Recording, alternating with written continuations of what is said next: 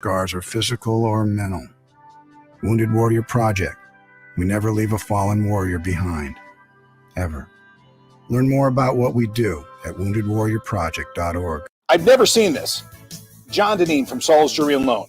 I've never seen the price of gold as high as it is right now, which means you could be sitting on a gold mine yourself. Bring us in your broken gold chains, gold rings, and diamond jewelry. You'll never get a better price for those items. Saul's knows jewelry, and we've been around.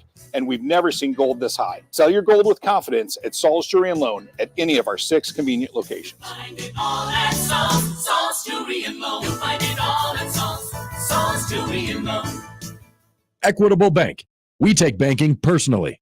EquitableOnline.com. Prescriptions require an online consultation with a healthcare provider who will determine if appropriate. Restrictions apply. See website for details and important safety information. Subscription required. Price varies based on product and subscription plan. Hey guys, did you know there's a generic form of Viagra that works just the same but is 95% cheaper? And you can get it online at hims.com/radio. Through HIMS, you'll get a free medical consultation to determine the ED medication that's best for you, discreet shipping if prescribed, a 100% online process, and a range of treatment options, including trusted generic alternatives to the name brands, at up to 95% off. ED is personal, and at HIMS, so is treating it. Just go to hims.com/radio and get connected to a licensed medical provider online for free, with zero copay, no expensive appointments, and no awkward face-to-face conversations. To start your free online visit, you need to go to this exclusive address, hims.com/radio. That's hims.com/radio for your free online visit. HIMS.com/RADIO. The temperature's warm and Maverick baseball is hot. The Omaha Mavericks have won their last 2 conference series and lead the Summit League in conference wins. This weekend, Maverick baseball takes on conference rival South Dakota State as they make a run at a conference championship. Friday night is $4 Fridays with soft drinks, beer, popcorn, hot dogs, and brats, all $4. Get your tickets for all 3 games by calling 402-554-MAVS or by going to omavs.com/tigs. Join me, Jimmy Allen, for the Creighton Athletics Hour. We'll be talking all things Blue Jays and interviewing your favorite coaches, so you don't want to miss it. It's the Creighton Athletics Hour, Thursdays, starting at 6 o'clock, only on 1620 The Zone, 1620thezone.com, and your 1620 The Zone mobile app. 1620 The Zone. Salvi rips it, left center field, down into the gap, that's a base hit. Hampson takes off for third, he rounds the bag. The Astros don't even bother to pick it up. Hampson scores standing. The Royals win the game. El Capitan comes through in the clutch. He delivers a game-winning hit in the bottom of the 10th, and the Royals beat the Astros 4-3. Yan Gomes at the plate. He swings and drills one deep left center field. This may go, and it's gone. Cubs strike first. A solo shot to left center field by Yan Gomes. It's a 1-0 lead over San Diego here in the 5th. Here's the pitch. High fly ball, hit to deep left center field. Forget about it. Long gone. A grand slam home run. Christopher Morel. 5-0 Cubs here in the 5th. Live from 50th and Capitol Avenue in the Big O.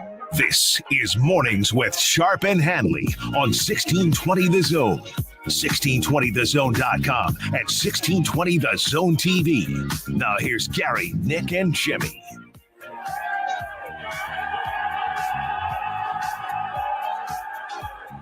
Ooh, exclusive audio from the Kansas City Royals clubhouse last night. Well, that was Happer's house. Yeah, they won Whose house? 5 in a row. Whose house? Happer's house. Jim Jones.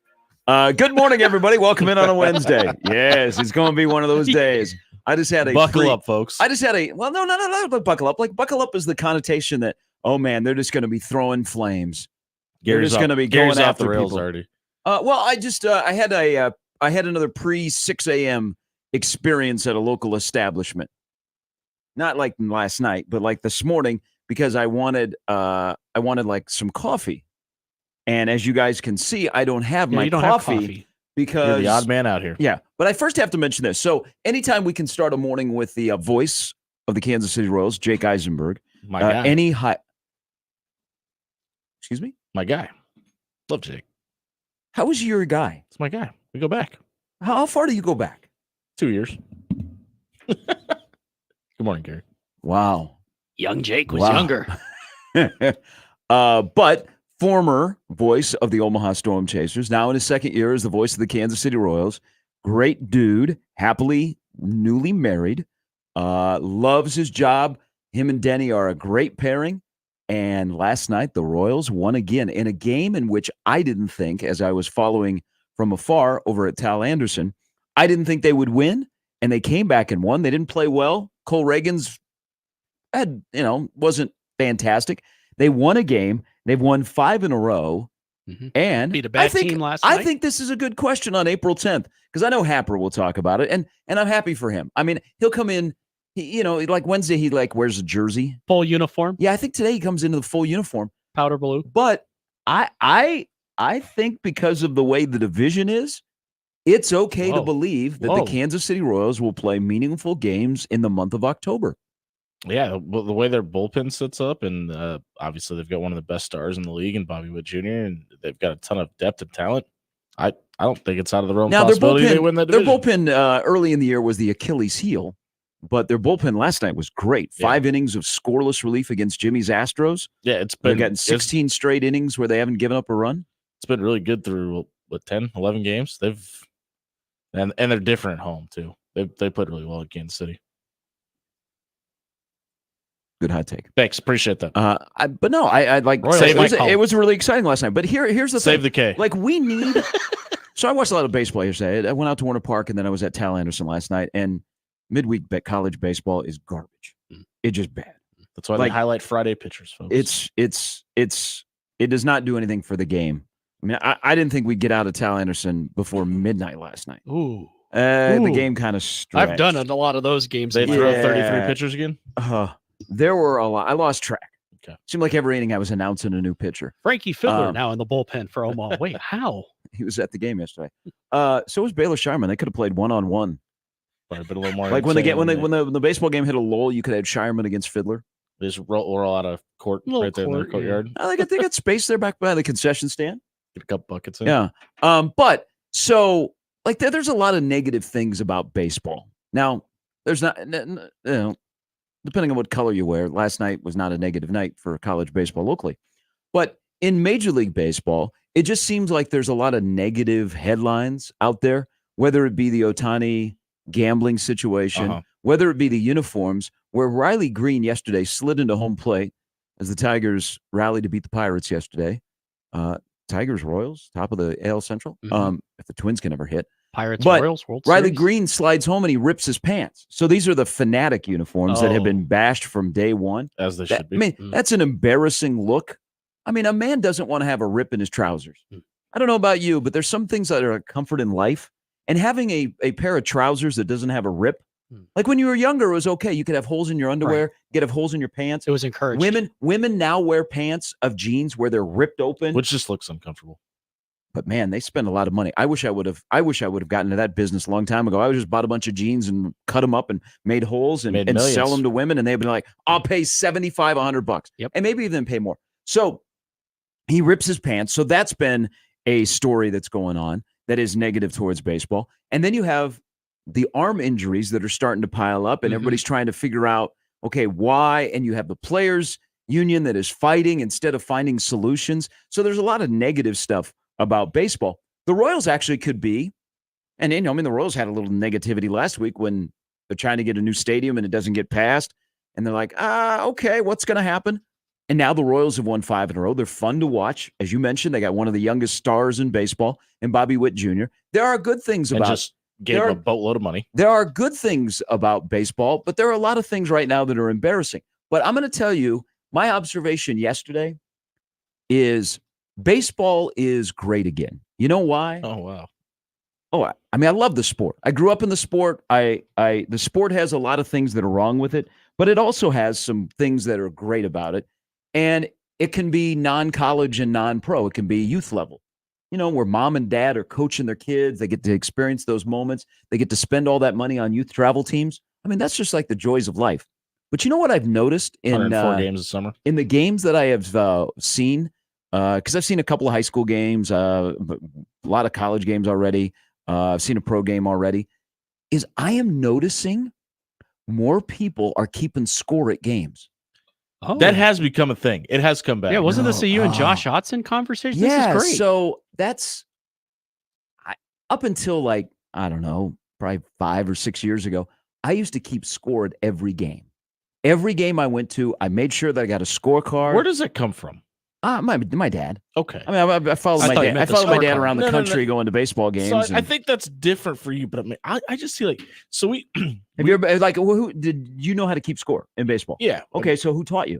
My grandpa when he coached me. So okay. I played youth baseball all the way up until I shattered my ankle, but we were doing a show at the Omaha Baseball Village a couple years ago, and this elderly lady walks up and she asks us if we know where the restrooms are, and she sets this book down that's like the size of a dictionary, but it's just a scorecard book. And we were at commercial break, and she went to the bathroom, and I said, "I'm going to ask that lady on air what her book is." Yeah, you're going to say you took it. Had I known the story beforehand, I probably would have. So she comes back, and we're on air at this point, and I said, "Ma'am, I have to ask you a question." I said, "What's your scorebook about?" Her and her husband had gone to every single major league and Power 5 college baseball stadium in America. They just get in their RV, and they travel around all year. She had over 1,084 games notated in her book, and she said, "We're just going to give it to some museum when we decide to stop." That's awesome. I was like, wow. We asked them their favorite ballparks, and she talked about going to the Wood Bat League Championships in Wichita, and like they did a whole summer at the Cape Cod League. Damn, Gary, we just got drunk Florida fans. He was the coolest. It was so cool. Like they stayed around. Like they would just keep coming back up to us and showing us pictures throughout the years. Every one of their kids, they said they had 5, had all been to every single major league ballpark at least twice. That's cool. Yeah, I was like, that is awesome. So like Pat and Lynette, shout out. So the College World Series is a place where you see like mostly their older fans are keeping score, and they've probably been coming to the College World Series in Omaha for years and years and years, and every year they buy a new scorebook. Our friend Nate Rohr, voice of Nebraska softball and the PA voice for many events, always keeps score. So when Nate's doing Nebraska softball, or he's at the Storm Chasers where he's the PA guy yesterday, or like he goes to a lot of Royals games, huge Royals fans. He was at opening day at Wrigley Field.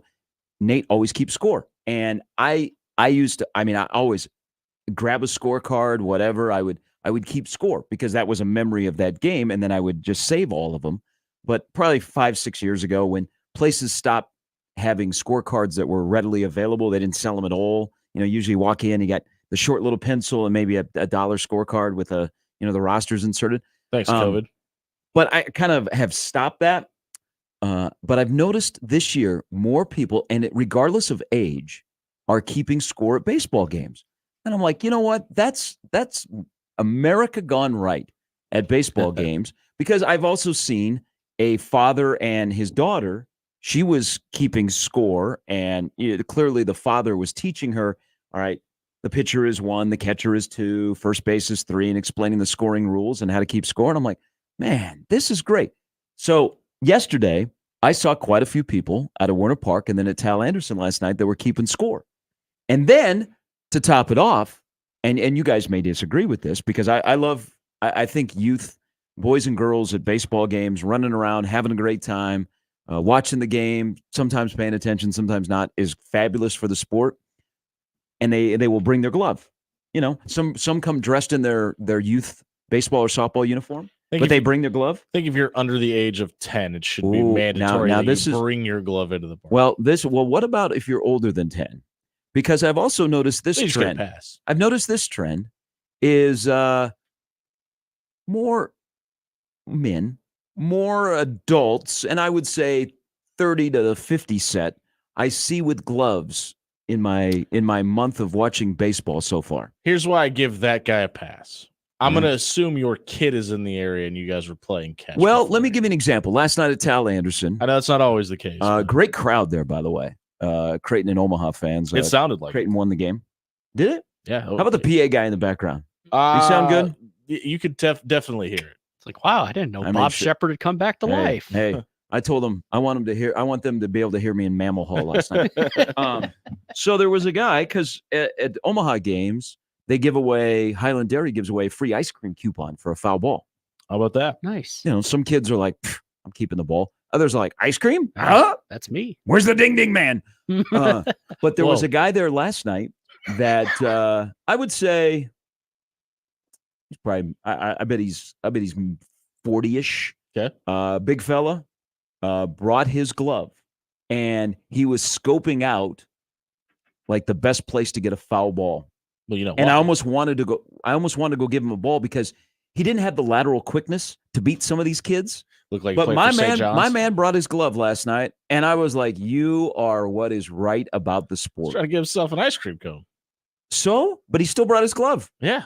And word is like he got they had so many people that responded to the promotion that I think they ran out of coupons or something.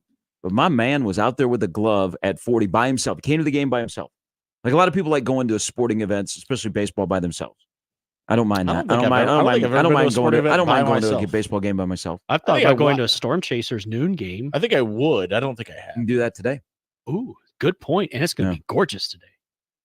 You wouldn't go to a. You would? No, I said I would. I just don't think I have. I think baseball is one of those sports that you can kind of go by yourself. It's peaceful. Yeah, you just stretch out, do whatever, watch the game. No, that's not. I've been to a bunch of basketball games by myself, but I was working, I guess. So I don't know. I don't know if that counts. Does that count? No. Okay. You have to go by, like as a fan. Yeah. Yeah. Definitely. Or just I have no vested interest. I just want to go watch a game. I've done that before. That's what I would do. I don't think I have. I think I've always been. I usually just send somebody a text. So for all the negative things about baseball, there are some good things that are going on in baseball locally and nationally. I just want to point that out because this is a positive Wednesday. Until I went to Casey's this morning. Oh, yes. Are you going to tell us what happened? So, yes. Okay. You see no coffee and no breakfast. He's been building this up for over 40 minutes now, guys. Because I'm not really sure what's happening. Okay. Which is often the case at gas stations. A couple of about a year ago, about a year ago, Jimmy? Just an observation, and it's not a place that I go regularly. But I had some time to kill, and I just wanted some lunch, so I went to a Burger King here in town. Oh, yes. And I'm like, wow, what happened to the Burger Kings? They're all they're very clean. Like outside, the exterior is like it looks old. They got weeds growing, and it's not just weeds. I was listening when you brought this up. It's not just one place. It was like a couple. I'm like, what happened to the Burger Kings in this town? I was listening when you brought this up, and now I can't not notice this. By the way, because it's all of them. Oh yeah, they have a look. Yeah, they just and I'm like, oh, okay, and you got McDonald's in this town that are just building like these palaces, all over the place. So I went into Casey's this morning. There's a Casey's that is in my neighborhood, and I'm an Iowan. Sometimes I claim Florida, but in this case, I'll claim Iowa, where we're in Kansas, where my mom and dad had some sex and produced me. Congrats. Yes. I will send a text to my dad. Yeah. So you can tell an Iowan if their favorite pizza is from Pizza Ranch or Casey's. And sometimes there's a banger, especially the breakfast pizza at Casey's. So I mean, you can't say, oh no, I don't go to Casey's for the pizza. You should. It's good. No. But sometimes Casey's is convenient, and Casey's is kind of prevalent in this community. We got a little rival. We got Quick Trip. We got Casey's. The come and goes are rebranding to Maverick. Oh, I have not seen this. Yeah. They don't want you to come and go anymore. They want you to be a Maverick. Yeah. And they have no connection to Omaha, by the way. R.I.P. to Goose. So I stopped in this Casey's this morning, and I asked the same thing that I asked about Burger King about a year ago. What has happened to Casey's?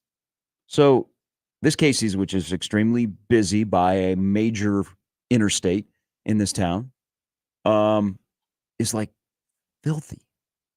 Like I've stopped in here recently. Beginning of the shoddy night. The restrooms are really like it just looks dirty. And then they got like, it's not slot machines, but what do they have? They have video poker or something now in the Casey's? What are they trying to do? Be a mega saver? It is basically a slot machine. Okay. It's just which is very odd. Like you walk in the door something. and you got a guy. This guy was smoking, sitting there playing, and I'm like, where am I? But then, so I immediately texted a friend, and I said, because he's in that world, And he said, yeah, they're on the struggle bus. And I said, really? I go, I got to tell you about a story. So they bought 50,000 in the last 2 weeks. So there's a couple of people, and I just wanted a cup of coffee. Okay, I just want coffee this morning. The 2 clerks there, I imagine they just have quit today because they were going at it. Like you have like 3 people in line. Did you not want to leave? And no, I was like, this is great. Yeah. But then I got uncomfortable. I'm like, I gotta go.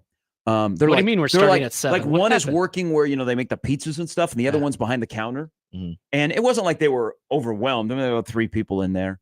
What was everybody looked like they were on their way to work, and they were screaming at each other.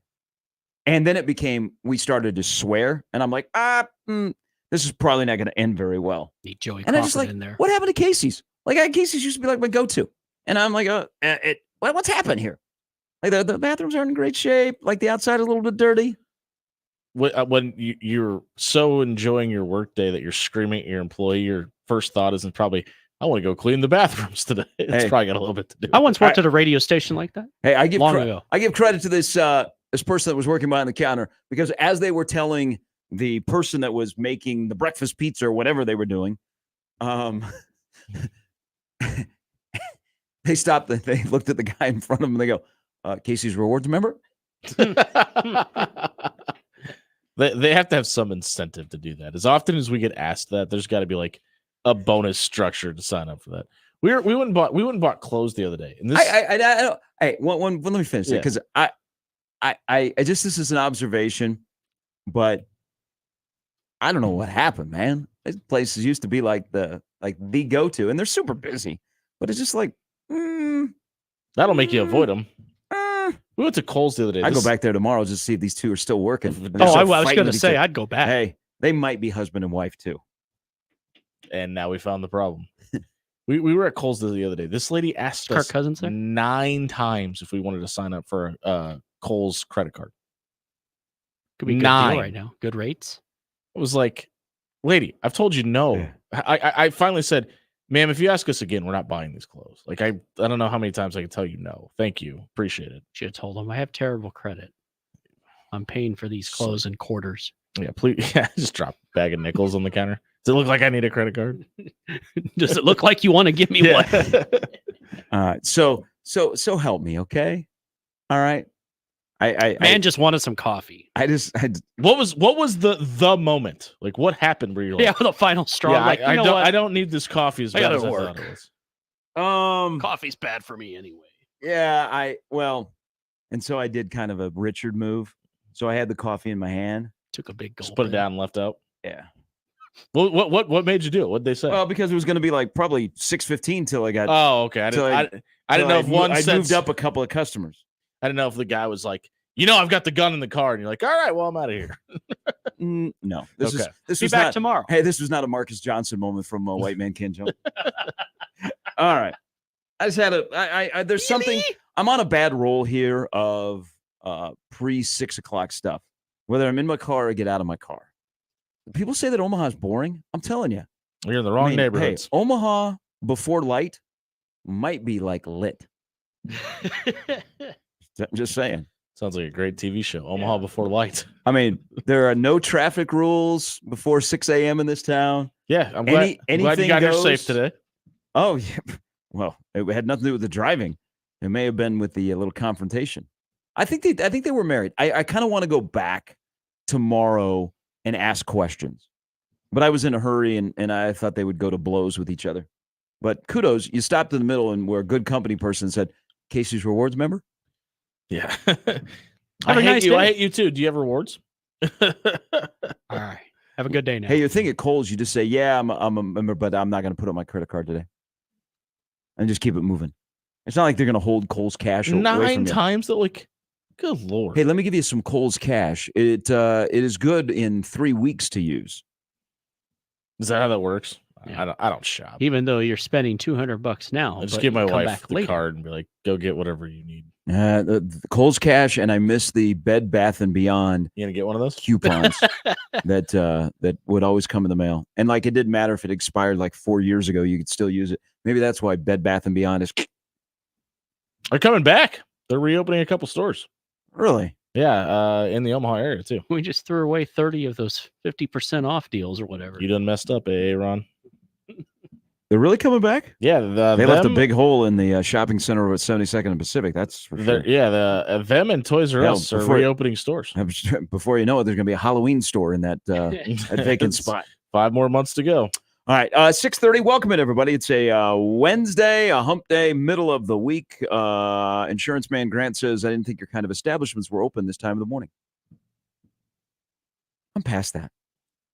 Also, I would not be getting up and going there. Yeah, and some of those places, that would be the wind down spot. Some of those places only closed an hour ago. Isn't the Rhino open till 5? I'm going to strip clubs. I'm not a strip club guy. I've been to one in a long time either. Jimmy? That's the other guy that's been on the show that is our expert. Really? Handley? I mean, sometimes you want to go have a drink at Two Fine Irishmen and you walk in and you're like, whoa, things have changed here. The lineup brought to you. Oh, that's the thing now?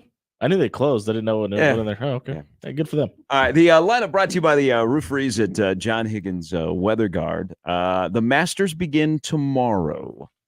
If you're in a Masters pool, if you want to do some gambling, if you would like to root for Rory, sentimental favorite, not named Tiger Woods, is Rory McIlroy, right? Yeah, got to be. Got a chance to win the Grand Slam. It just seems like he is never in the mix after 36 holes. And then you wake up on Sunday. He might be the best Sunday tied for 22nd golfer that makes a run, but doesn't get anywhere near a green jacket, which he is chasing to win the Slam. But Matt Rudy will join us coming up at 9. The weather looks a little bit iffy for tomorrow at Augusta, but the rest of the week is going to be great. I mean, summer is coming to Omaha this weekend. Yeah. It'll be fantastic. Yes, it is. So Matt Rudy will join us coming up at 9, and then Brandon Vogel stops by at 9:40. When we come back, so Nebraska football is into week 3 of spring football. Yesterday they practiced. People had eyeballs on them. And do we have to make an apology to somebody in the Nebraska football program? Or just a realization? We will get into that coming up next. Good lineup, good conversation. Lots to discuss. We will talk about Jimmy Allen's love for midweek college baseball when you don't have any pitching. Thing. Bring in the right fielder. Rough night last night. The midweek wackiness got Nebraska down in Lawrence. And as I mentioned, Creighton beat Omaha last night in a one-run game that almost ended with a walk-off. Omaha rallied in the 8th and the 9th, and they almost won it in the bottom of the 9th. And just weird game, lots of pitchers. After that rough start, wackiness of midweek. After that rough start, UNO's kind of figuring it out, though. I think they're going to be fine by the end of the season. Listen, when you're facing the 6th-string pitcher on a Wednesday night, it's kind of easy to figure some things out. I think they're going to be all right, though. All about the conference. That helps, too. We're on to the conference weekend. And they got South Dakota State this weekend. All right, 33 past the hour. If you'd like to join the conversation, maybe you were the 2 gentlemen in front of me this morning at Casey's, and you'd like to add to my bat blank story, 951-1620. That is the 42-degree The Source hotline. Bill says right away, he goes, are you sure you were not in, and we were just talking about this off air, a Mega Saver? That would have been my first guess. Mega Savers get knocked in this town because they are plentiful and they have cheap gas. But if you ever go into a Mega Saver, it's like a life-changing experience on everything that is offered in those stores. I don't think you're allowed to go into a Mega Saver if you have less or more than 30 teeth. Whoa.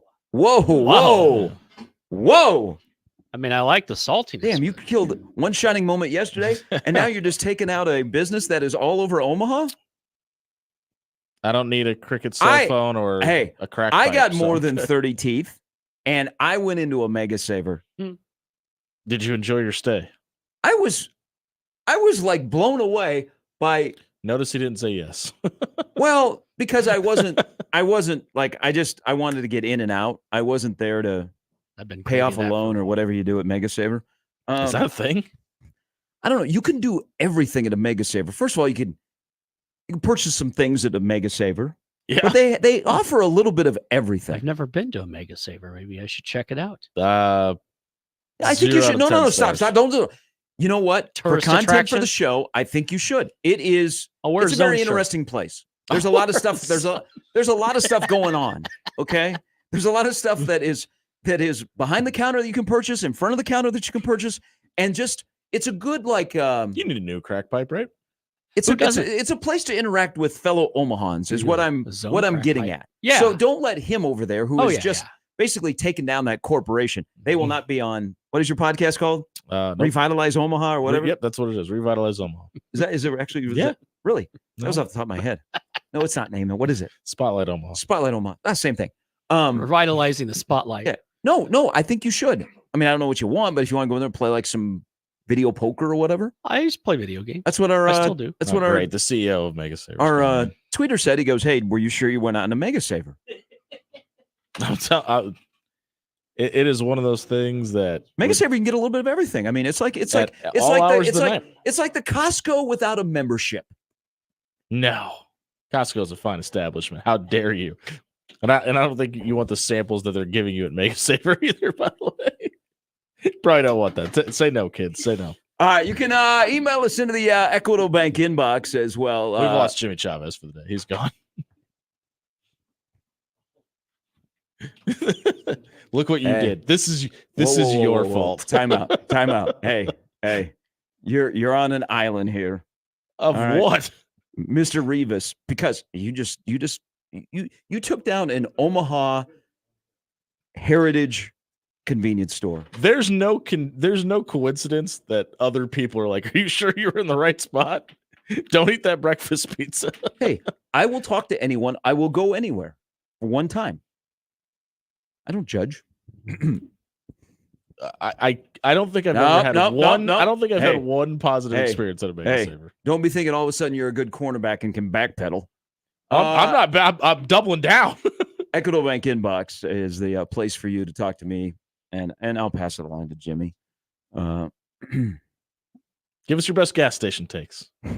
Josh Odson, prepare the top 5 best gas stations. Gary at 1620thezone.com or on the JTech Construction Zone Twitter feed at Gary Sharp 1620. At Jimmy Allen 1620. We're going to take these calls because I don't want we have to. That should be good. KG writes into the Equitable Bank inbox where they take banking personally. Also a fine establishment that, as Jimmy is finding out, you get free stuff when you go there. Doug takes care of you. I got a free T-shirt last time I was there. KG says, I stopped buying my coffee at Casey's because it's expensive. Reasonable take. I mean, yeah, but coffee has gone up. I mean, it doesn't matter where you go. If you go to, you can say that about everything right now. We I mean, the most popular place in town is Scooters, and everybody's got to take care of themselves.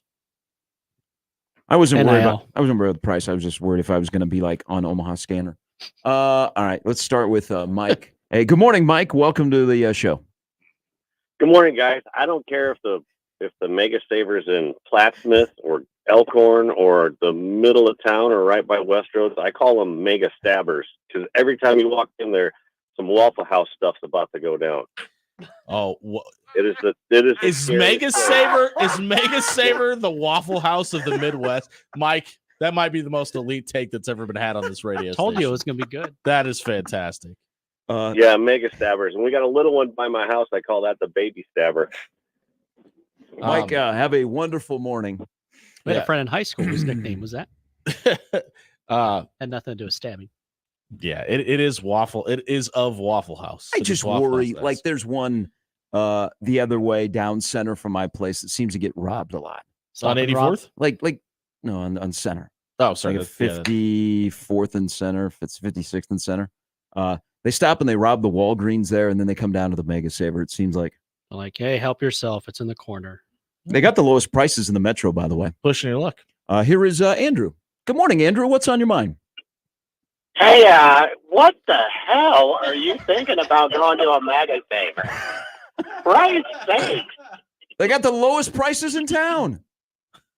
They also have gas and a cell phone in one place. And an 8-ball. They also have the drive-by window, so it's easier to pick up your pipes and smokes. Also, they have one over on 108. They just put it there, the new Mega Saver. Mm-hmm. I think it's right where Nico Jenkins used to live, and that's it there. And then, if you would rate your gas stations, you would put probably Casey's as number 1, Agreed. Come and Go in number 2, and Mega Saver never go to. Andrew, have a wonderful morning. Told you I wasn't alone. I'm good. I'm all the way out. All the way out on Mega Saver. Unless I ever need a cricket phone or a needle. Wow.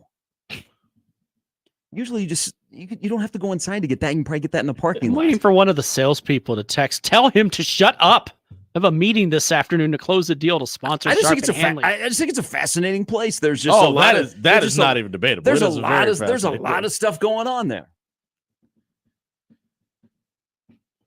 Somebody needs to do a documentary. They just need to go sit at a Mega Saver for 24 hours and just record everything, the ongoings. Just do it remote and start interviewing people. What happened to your life? What decisions did you make today? 1620 the needle. Frank into the Equitable Bank inbox. He goes, "No love for fantasies." There's only a couple of them. Yeah, not as is the one down on 13th and Williams? Is that one still there? That was a Fantasies for a long time. Is this a gentleman's establishment? No. Surprisingly not. Convenience store. Oh, it usually has a car wash, but not in the reference we're talking. There's actually one kind of near where you live. They used to, from my understanding, they used to be more plentiful. Yeah, and then they got kind of bought out. But there's still like a handful that are left in Omaha. There was 3 just in South Omaha. I believe there's What's only this one called? Left. It's called Fantasies Gas Station. It's a lot like convenience store, and they usually have a car wash. Oh, okay. Yeah. The one on 13th and Williams next to the tire place was Fantasies Forever. I don't know if it still is. I haven't been down there in a long time. All right, good start, good effort. We'll see how long. Good job all around. Callers. Also, I want to mention after Jimmy's update at 7, we have a little bit of programming note that involves the show. And Jimmy and I don't know about it. Yeah, so. I'm keeping it secret from you. But I think people will be very, very interested to what I'm going to say after your update at 7. You finally firing the producer? Yeah. That's why it's after the update. Yeah. Aha. There you go. Has it really been 5 straight days with Jimmy? Not long enough. He's going out with a bang. He's just calling for the ball every play, calling 4 down. Mornings with Sharp and Handley with Jimmy Allen and Jimmy Chavez on 1620 The Zone. Mornings with Sharp and Handley on 1620 The Zone and 1620thezone.com with Gary Sharp and Nick Handley. Remember, no matter how you listen, it's still AM radio. 1620 The Zone. Host is roasting every morning. Host is roasting every day. Put your coffee department in good hands with Host Coffee Service, providing direct delivery and loaned coffee equipment with service programs. If you're ready to change to a better coffee provider, it's time for Host Coffee. Omaha's best coffee since 1972. Host Coffee is always roasting something good for you.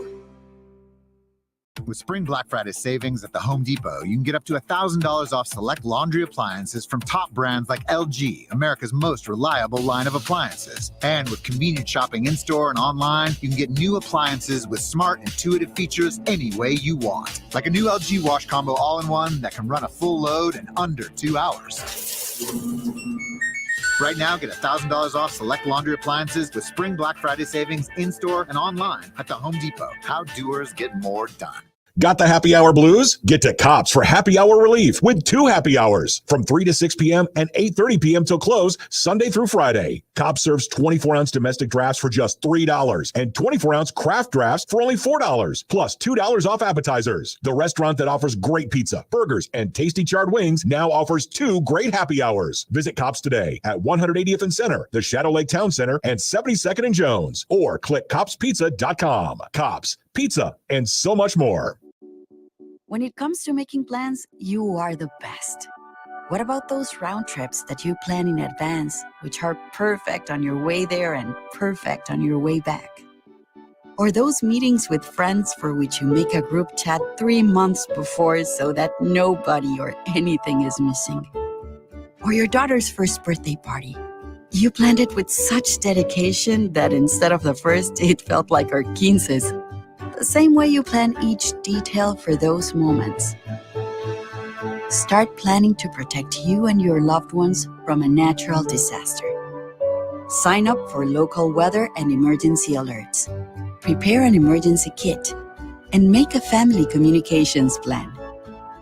Protecting your family is the best plan you can make.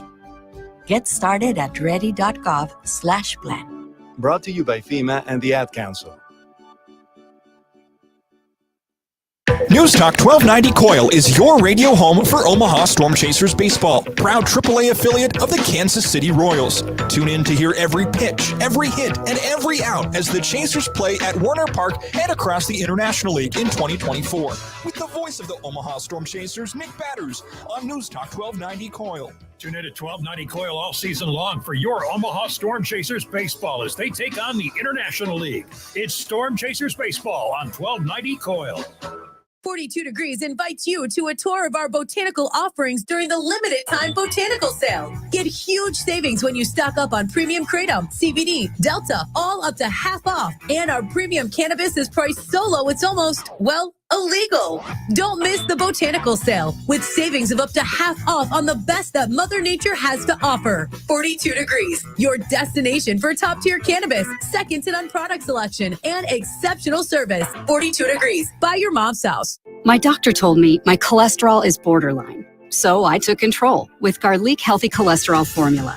Garlic helps maintain healthy cholesterol safely and naturally.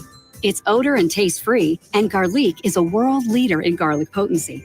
I'm taking charge of my cholesterol with Garlic Healthy Cholesterol Formula, cholesterol's natural enemy. These statements have not been evaluated by the FDA. This product is not intended to diagnose, treat, cure, or prevent any disease. The term natural references only the garlic in the product. Use as directed. And we're back. Mornings with Sharp and Handley. Here's Gary, Nick, and Jimmy on 1620 The Zone.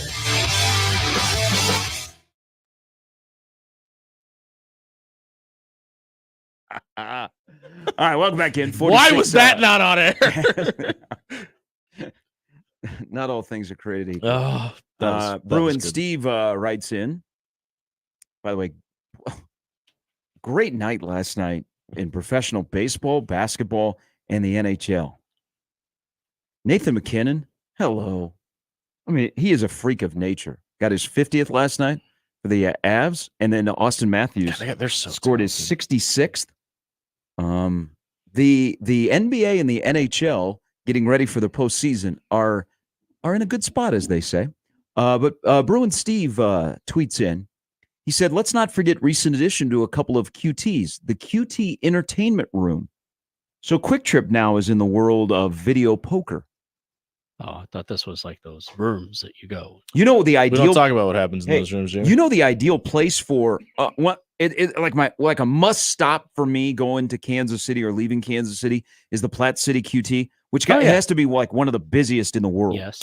Yeah. I mean, right there. Now they got a Waffle House. There's a minimum they got a of like McDonald's. 8 cars in every stall. Oh, but it's always busy, and I'm always enamored with the Quick Trip cashier that can run like multiple screens. It is impressive. And like ding, ding, ding, ding, ding. Yeah, they're like checking 2 people out at once.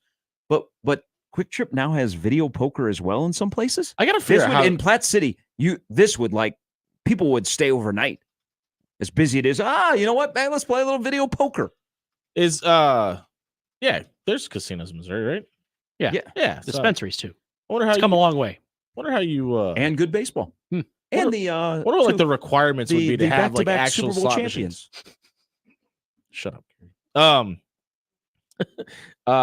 I wonder what like the loophole is for that. If you have legalized gambling in your state, because like obviously in Vegas you go to a Waffle House and they have slot machines on the tables and stuff, right? But like I wonder like because we have like the horse track contingency here that you have to have a casino in Nebraska now. I wonder what you like the loophole would be to get an actual slot machine in a state that allows gambling. That I don't know. Yeah. I would just like some mobile sports betting. Yeah, please. We stopped on our way back from Detroit. We stopped at the world's largest gas station. Truck stop. Yeah. In Iowa? Truck stop. Sorry, yes. In Wolcott, Iowa. Yeah, and Alex Did you get some combos? He was like enamored. He's like, I don't think this is true. He's like, started like Googling like the largest truck stops in the world. Like, keep looking, buddy. You're over there like, it's one of the last remaining Orange Julius's. Oh, I this actually is true. stopped and got an Orange Julius on my man way after getting some beef jerky. It's delicious combo. Breakfast of champions. That seems like a good protein pusher. Yeah, it was very much a road trip situation. Yeah. Oh, we even got. Did you see Steve's picture? He even included the slot machines. And wow, what a time to be alive, folks. It's a pretty good time to be alive if you are choosing your fighter for a quarterback in Nebraska. You know, we've gone through these stretches where there'll be two guys battling for position, and people will choose sides. The most famous is Frazier and Behringer. Right. The most recent, like where you felt like there was a real battle for the quarterback job, is in the first spring when Adrian was here. Some like Tristan Gebbia, but Frost was here. The first guy was Adrian. Everybody was in on Adrian. So now we're back to this where you have two freshmen that are battling for the number one job in Dylan Raiola and Danny Kaelin. Most people, and for the benefit of Nebraska, there is one guy that I think has to be a multi-year starter and has to be an all-conference guy to get where Nebraska wants to go. But it's almost every time that there is video or open practice, you would think, and maybe I'm reading this wrong, and I'm a fan of him, and I've watched him play at Bellevue West since he was a freshman, and he played in a really good program where they not only test your arm, but they also test between the ears. So you leave there with a great knowledge of offensive football and how to play quarterback when you graduate from Bellevue West. Am I reading this wrong, that people are really, really surprised that Danny Kaelin can place a ball really well and can command an offense? You would almost think he's a bum. I think it's because of the struggles Bellevue West had this year. Well, but if you gotta watch 10 seconds of that football team, you're right. But you have to. So his senior year wasn't as good as his junior year. And he's not like the polished, oh my gosh, got to have this guy. But he's a good quarterback. He's and an last elite year, 11 quarterback. And last year they didn't have much of an offensive line. Yeah. I think he also didn't get help from his very talented wide receivers for a good portion of the season. Well, Davon had the wrist problem, and then, I think there were other things. Yeah. I think, sometimes guys want to play football. Sometimes guys don't want to play football. And it's tough as a quarterback when you're trying to lead a team and get everybody on the same page. Now, they had a good finish to the season, but the kid was a bum. I mean, the kid can play football. And I'm going to tell you, it's not the number one development of spring, because I think there's the biggest development of spring involves these guys. But the fact that they are benefiting each other, that they need each other. They're pushing each other. Dylan Raiola needs Danny Kaelin. Danny Kaelin needs Dylan Raiola. And you know what? Let's be honest. Nebraska hasn't had a quarterback start every single game since Tanner Lee. We're going back to 2017. One quarterback start every single game. So Nebraska is going to need two. Last year we saw they needed three. Hell, it could have 4 or 5 different quarterbacks. But the fact that you have two guys that are getting better at their craft, still a ways to go, but are making each other better and then are good teammates, because, you get into a battle for that number one spot. People pick and choose. Would it Nebraska's in a good spot at quarterback. Now, in terms of depth, you'd like a little bit better. We could rely on 3 or 4 guys if need be. But the fact that these two guys are making each other better, and actually probably Danny Kaelin benefits Dylan Raiola better than the opposite way, because one guy is just going to show up for work every single day and make sure that you get better and there's not a window to come take your job. Yeah, he's a grinder. I would be amazed, though, if we ever got to the me versus you stage with these two guys. I don't think we will. Just with the way that Danny Kaelin conducts himself, I would be surprised if he allowed that to happen. Talk about both of them. Yeah. Well, so let me say why I say that. I've never actually talked to Dylan Raiola, and I've talked to Daniel Kaelin several times, and I would be amazed with the way his personality and who he is as a person if he allowed that to happen in the locker room. Because and I think it matters that the other guy's the 5-star guy that's kind of already been anointed too. There's a lot goes into being a good teammate. Yeah, I agree. I mean, at that position, there's only that's the position where only one guy is going to play the majority of the time, and being a good teammate goes a long way. So it's not surprising, because he's matured in his body and he's playing in a system that I think will benefit him. But the number one story of spring is the guy that is coaching them that we will discuss a little bit later. Brandon Vogel will stop by coming up at 9:40. Matt Rudy on the Masters will join us in the 9 o'clock hour. Got an update with Jimmy to kick off the morning coming up next. And we have a little programming note that y'all would like to hear, and you should hear, and you should share the news that I will share with you coming up shortly after the 7 o'clock update. It's Mornings with Sharp and Handley. Jimmy Allen in today on 1620 The Zone. Mornings with Sharp and Handley on 1620 The Zone and 1620thezone.com. Live from the Host Coffee Studio, this is 1620 The Zone. 1620 The Zone. Traffic. From the Pyramid Roofing Time-Saving Traffic Center. If you are heading out soon for your morning commute, good news. The roads are looking good at this time. No accidents, obstructions, or any slow-moving traffic to report. Things will pick up here pretty soon, but as of now, smooth sailing in the metro. Just remember to stay safe and wear that seatbelt. I'm Peter Krenzer. This time-saving traffic is brought to you by Lanahaw Nurseries. It's spring. Now is the best time to shop at Lanahaw for all things garden or landscape. Our garden center is filled with the largest selection of homegrown plants, flowers, trees, and more. The area's best mulch and soil available for delivery and pickup. Rooted in quality, unmatched value. Lanahaw Nurseries, 192nd and Center. Watching a ball game at Oscar's Pizza and Sports Grill is pretty awesome. Oscar's offers the MLB package, so your team is always on their upgraded audio-video system, and nothing is better than watching the game with a cold frosty one, Oscar's Pizza, or award-winning char-buffed wings. And with daily lunch and dinner specials, it's really a no-brainer. So get ready to watch your favorite team play ball at Oscar's Pizza and Sports Grill, 173rd and West Center Road, and takeout at 162nd and Maple. Do you like to shoot fireworks? Would you like to get paid to shoot fireworks? J&M Displays wants you. Help shoot an Omaha Storm Chasers game, Memorial Park display, or any of the major shows in Western Iowa and all of Nebraska. If you like to travel, J&M covers Nebraska, Kansas, and most of Missouri. They offer free training and great daily pay rates, which makes it a perfect part-time job. Visit jnmdisplays.com and click the Join Our Team tab to find out more. J&M Fireworks. The Zone Hotline is powered by 42 Degrees. The Source. By your mom's house. You're going to feel a puff of air. Jong's Optometry has set their sights on staffing up. Try the next line. Hey, Kim, can you tell our 2 o'clock we're running 15 behind? Sorry, we're a bit backed up today. He needs an optometric technician to keep an eye on it all. Where are the dilation drops? Indeed can help him hire great people fast. I need Indeed. Indeed you do. You can schedule and conduct virtual interviews all from your employer dashboard. Visit Indeed.com/credit and get $75 towards your first sponsored job. Terms and conditions apply.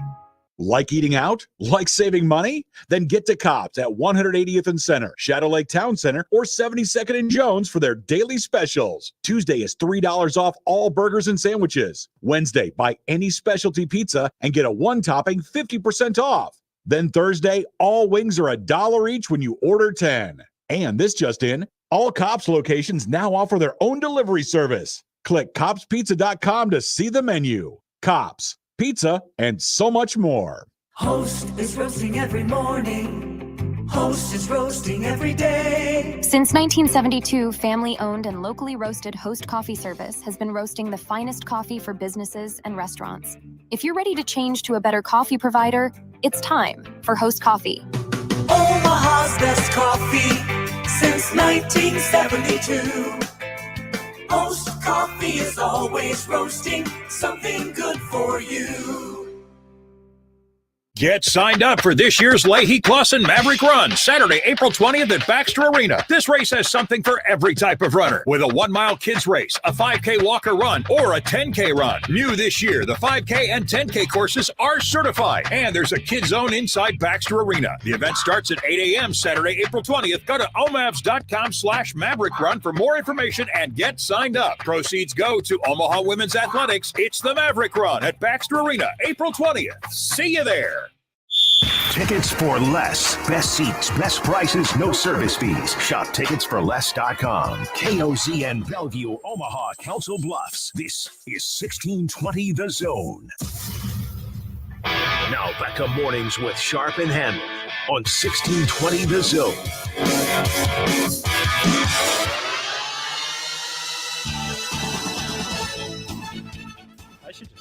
update quick because I want to know what the surprise is. I Oh, really no, have you can no idea. Stretch it out. Well, I got a little announcement that people will be very, very interested to hear. I am the person who does Coming not up. shake Fine, the presents I'll under the take tree. the job, Gary. Go ahead. New program director, Jimmy Allen. Wait. Whoa. Mark's like, Whoa. wait. We I did have missed the somebody. email. We did There's have an opening. Hey, we did have somebody that was formerly involved with 1620 left the company yesterday. How'd that? I was. Wow, you big time David didn't even stick around for the party. Well, He had a game to I go had a to. game to go to. Hey. Oh, that's why I didn't go to the game. Priorities, yesterday. Gary. How was the going away party? Yeah, it was a nice meal. There's still like 80% of the cake still in there. Yeah. When there this morning, okay. you grab a soda. There's some rigatoni in the fridge. If you want that for Our breakfast. former program director, David Adams, before he transitioned into his new role, and we brought on Mark Onweiler, David is leaving the company. So yesterday, Leaving the state. Yesterday was his Time zone. last day. So good luck to him. Yeah. Were there tears? No, Just cake? just cake. Any other food? Cakes and high Meatball. fives. Excuse me? Meatball. The Blackstone restaurant in meatball? Blackpool or Blackstone. Okay. Was good. I know that. Oh yeah. But just meatballs? Yeah. So you ate meatballs No, and no, cake? no, no. Oh no. The name of the restaurant is Meatball. Well, I know. I've been there before. Oh, okay. But did I they get what bring you're saying, anything yes. else You except just said this? there's rigatoni in the fridge. Okay. Meatballs and cake. Yes, everybody was high. Mix it in the cake. It went well. I looked what John Rahm had for his dinner last night in Augusta. I mean, some people are. Yeah. You get to choose your last meal when you leave a company. If you get that, if you're lucky enough. If the man wanted Totino's party pizzas, guess what? Yeah. We're gonna all do it like it's 2005. So we wish David well. Did he have a speech? He did. I'm going to the beach. See you later. It's like, well, John, the engineer, told him he's going to need some SPF 90 where he's going because he is follically challenged. So My brother. we have a lot of that here. Me, Hap, Handley, David. That it? Yeah, it's a lot. Statistically. Houston's not here anymore. He would have fallen into that category. Okay, the Storm Chasers return home yesterday, win their third straight game, 10-3 over Gwinnett. That opens a 6-game series at Werner Park. They jump out to the gates early, sent 10 hitters to the plate in the second inning, scored 6 runs on 7 hits to knock Gwinnett starter Huascar Noah out of the game. The two teams do it again at Werner Park today at 12:05. I just want to Leoa. I just wanted to try. Oh, get some good names here. Forever. Hey, I saw Ellie De La Cruz right before he went to Cincinnati, so I feel like I discovered him. All right, despite overcoming an early 4-run deficit, Nebraska baseball's rally comes up short in a wild back-and-forth affair. 13-11 at Kansas at Hoagland Ballpark last night. I've done many of those games, too. They last a while. Nebraska scores 11 runs on 12 hits with 2 errors, while KU totals 13 runs on 13 hits and an error.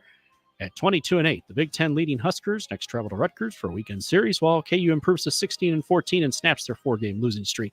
Not bad for a football school. Creighton wins its third straight in the Crosstown rivalry, with Omaha beating them 7-6 last night at Tal Anderson. Gorgeous night out there. The Jays' latest win over the Mavs, their second in less than a month, ended just a couple hours ago. It clinches the season 3-game series between the two. The Jays improved to 25-4. Mavs fall to 8-21. Blue Jays head out for the first Big East series of the season, as they'll be at Xavier. That begins Friday at noon. Omaha looks to move into first place in the Summit this weekend as South Dakota State comes to town. 80s this weekend. You're going to want to go watch some baseball, wherever you want to go. Tara Vanderveer, the winningest basketball coach in NCAA history, announces her retirement last night after 38 seasons leading Stanford and 45 overall. The 70-year-old legend surpassed Mike Krzyzewski for the wins record in January. A Hall of Famer departs with 1,216 victories at Idaho, Ohio State, and Stanford.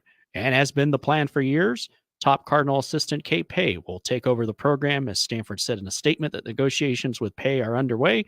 She played for Vanderveer for 1991 to 95 and has coached on her staff for 17 years. T-Dog, as she's known out there, and it's very much a thing. Her last day is scheduled for May 8th, the 39th anniversary of her hiring. She plans to continue working for the school and athletic department in an advisory role, basically saying, I ain't doing this ACC stuff. I'm out of here. And finally, the Bucks and Celtics combined for a record low 2 free throw attempts last night. The Celtics also became the first team in NBA history to not shoot one. I'm sure Red Auerbach is rolling over in his grave just thinking about that.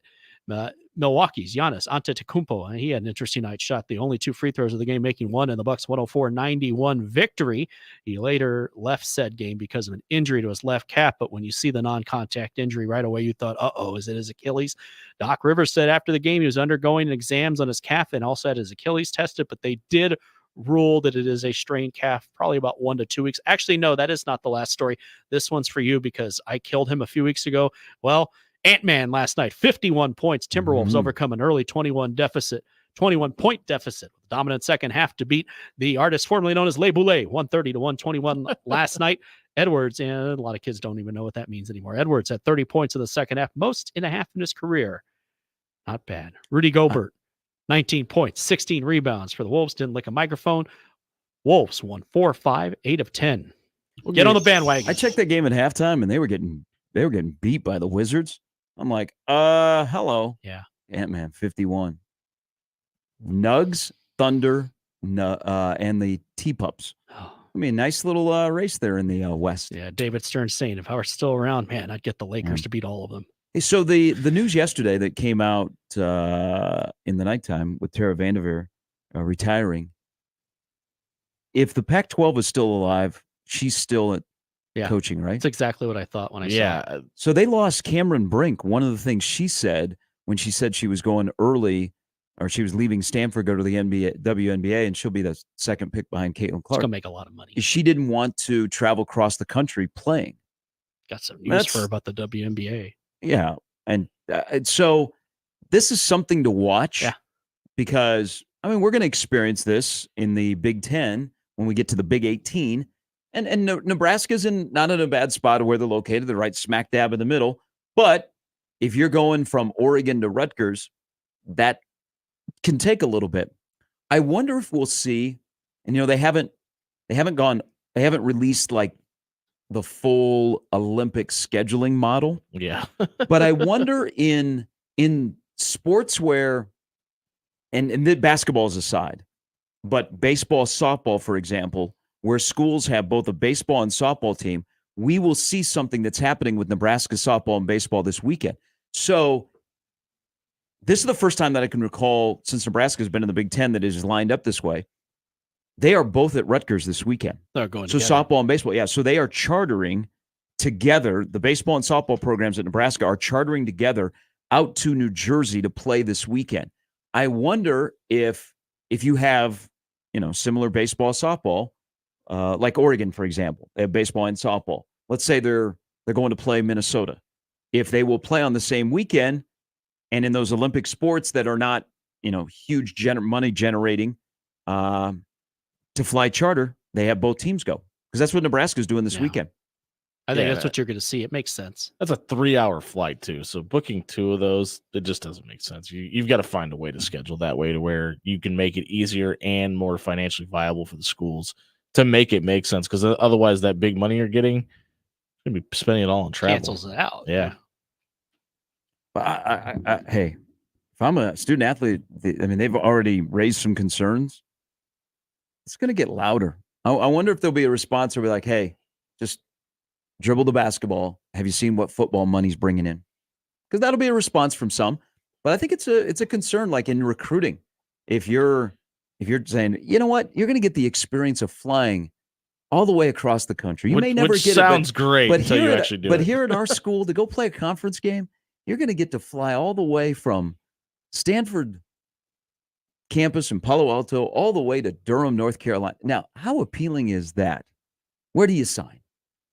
Can we do it twice in to one a day? 17 to 18-year-old kid? It probably does seem a little attractive, and then after the third time you're doing it, you're like, I never want to get on a plane again. Oh, when they start releasing kick times for conference games that are on the West Coast, and people lose and people lose their mind because it's a 9 o'clock, 7:45, 8 o'clock local, and then you're doing the math, and the team won't get back until 3 and 4 in the morning. I mean, there were coaches. Mike Leach was one of them that complained when he was in the Pac-12. Who will be the first Big Ten coach to complain about the travel in this league? Ooh, that's James a good Franklin. question. James Franklin. And some might go, I get you, coach. Yeah. I mean, you're flying from State College all the way to Eugene, Which I don't know is what their why schedule is this year. A, his personality, but B, the person that's probably gonna have to travel the most. The reason I picked up. All right. So last night over at Tal Anderson, great crowd, and a jewel of a ballpark. Like, it is beautiful. There is. I spent a lot of time there and at Baxter Arena, and Baxter Arena is the best arena in the Summit League by far, and it's one of the best arenas in the NCHC. But they're compared to the rest of the league, no one touches what they have at Tal Anderson and Connie Clausen, the baseball softball. So in terms of facilities, it was one of the best ideas. You had a piece of land, you raised money, you built it, and it is a jewel for Omaha baseball and softball. And especially when the weather is warm, you're playing a team like Creighton, a lot of local interest, and there were a lot of local dudes that showed up last night on the field. You're going to get a good crowd. You're right there, Exarban Village, and you look in the baseball stadium, you look into Stinson Park, Exarban Village. So Tal Anderson is a jewel. Like it's an absolute great place to watch a game. Yeah, it's fantastic. Did you walk last night? I did not because I was doing some things. I walk periodically. Okay. I mean, it takes me like 10 minutes to walk over there, walk over the bridge. I know you enjoy it too. It's honest. But while there were Baylor Shireman was there last night, Farabella was there last night. We couldn't get a 2-on-2 game. Man, they love some baseball. Creighton softball players were there too. Oh, there were a lot of people there. A lot of people with deep pockets, boosters on both sides. It was kind of fun last night. There was a particular young man that I have gotten to know really well over the last 3 years, named Frankie Fiddler, that was there last night.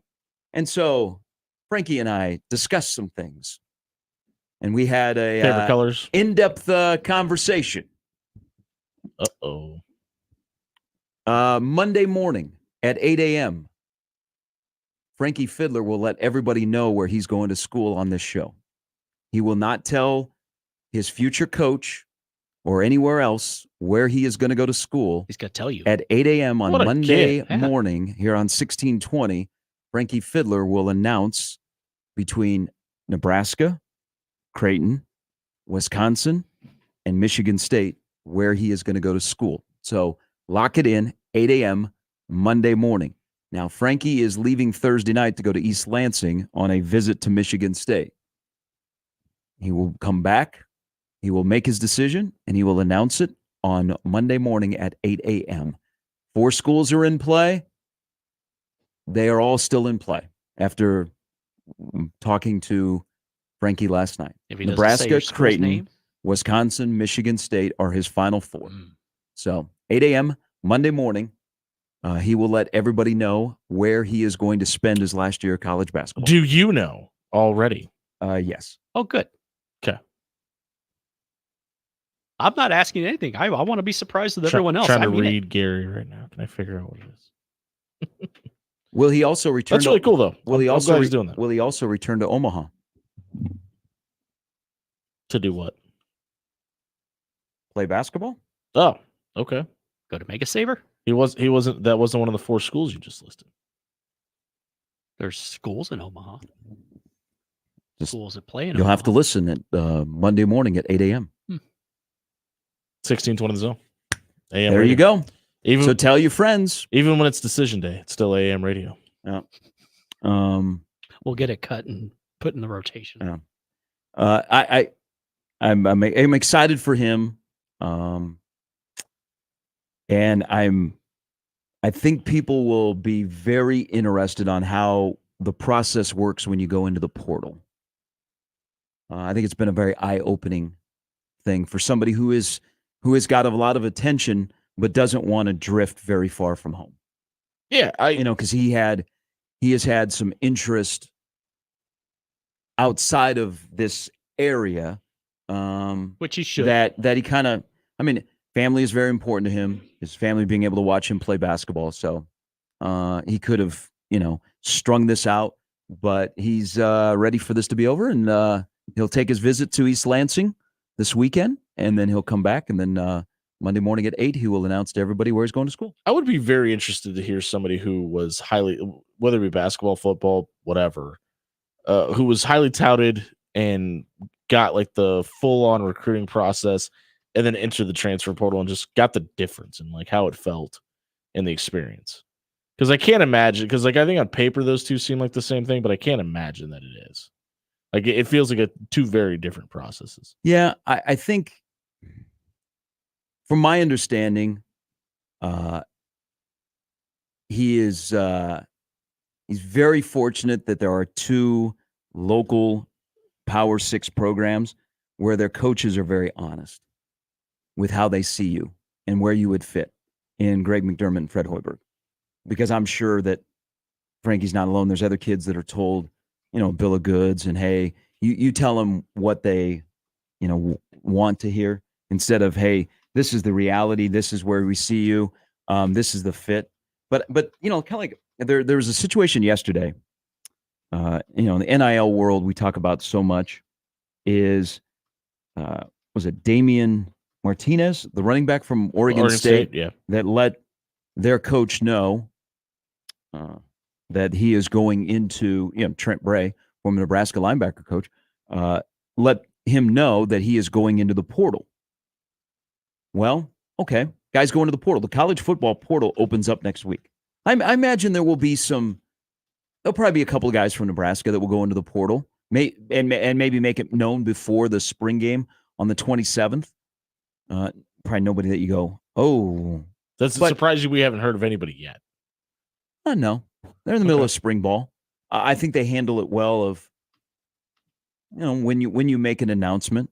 But if you want to find a place for the fall, the portal opens up next week in college football. So this running back at Oregon State has let it be known that he is going into the portal.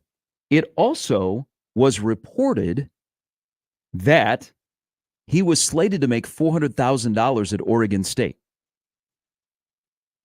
A non-Power 5 school, famously. Well, but is this going to be the new reporting of athletes in the portal that leave or that arrive somewhere, and we know for a fact how much they make? Doesn't it still seem kind of odd to read a story about a running back from Oregon State that was slated to get $400,000 and you went, whoa, I don't see you on a lot of 2025 draft boards, that is attached to it. And it kind of feels like it wasn't enough money, and that's why he left. Well, I mean, I've brought this up before. As we first got into NIL, and there are some numbers that are thrown out there. Like I heard just an exorbitant number that was thrown out there for Andrew Morgan. Andrew Morgan is getting NIL, but it is not the number that's being reported. It's not. I mean, we're not talking $400,000. I saw that, and I'm like, no, that is not. No. Yeah, he's not making. But Jimmy Chavez but money. you don't know, and you don't have to make it public.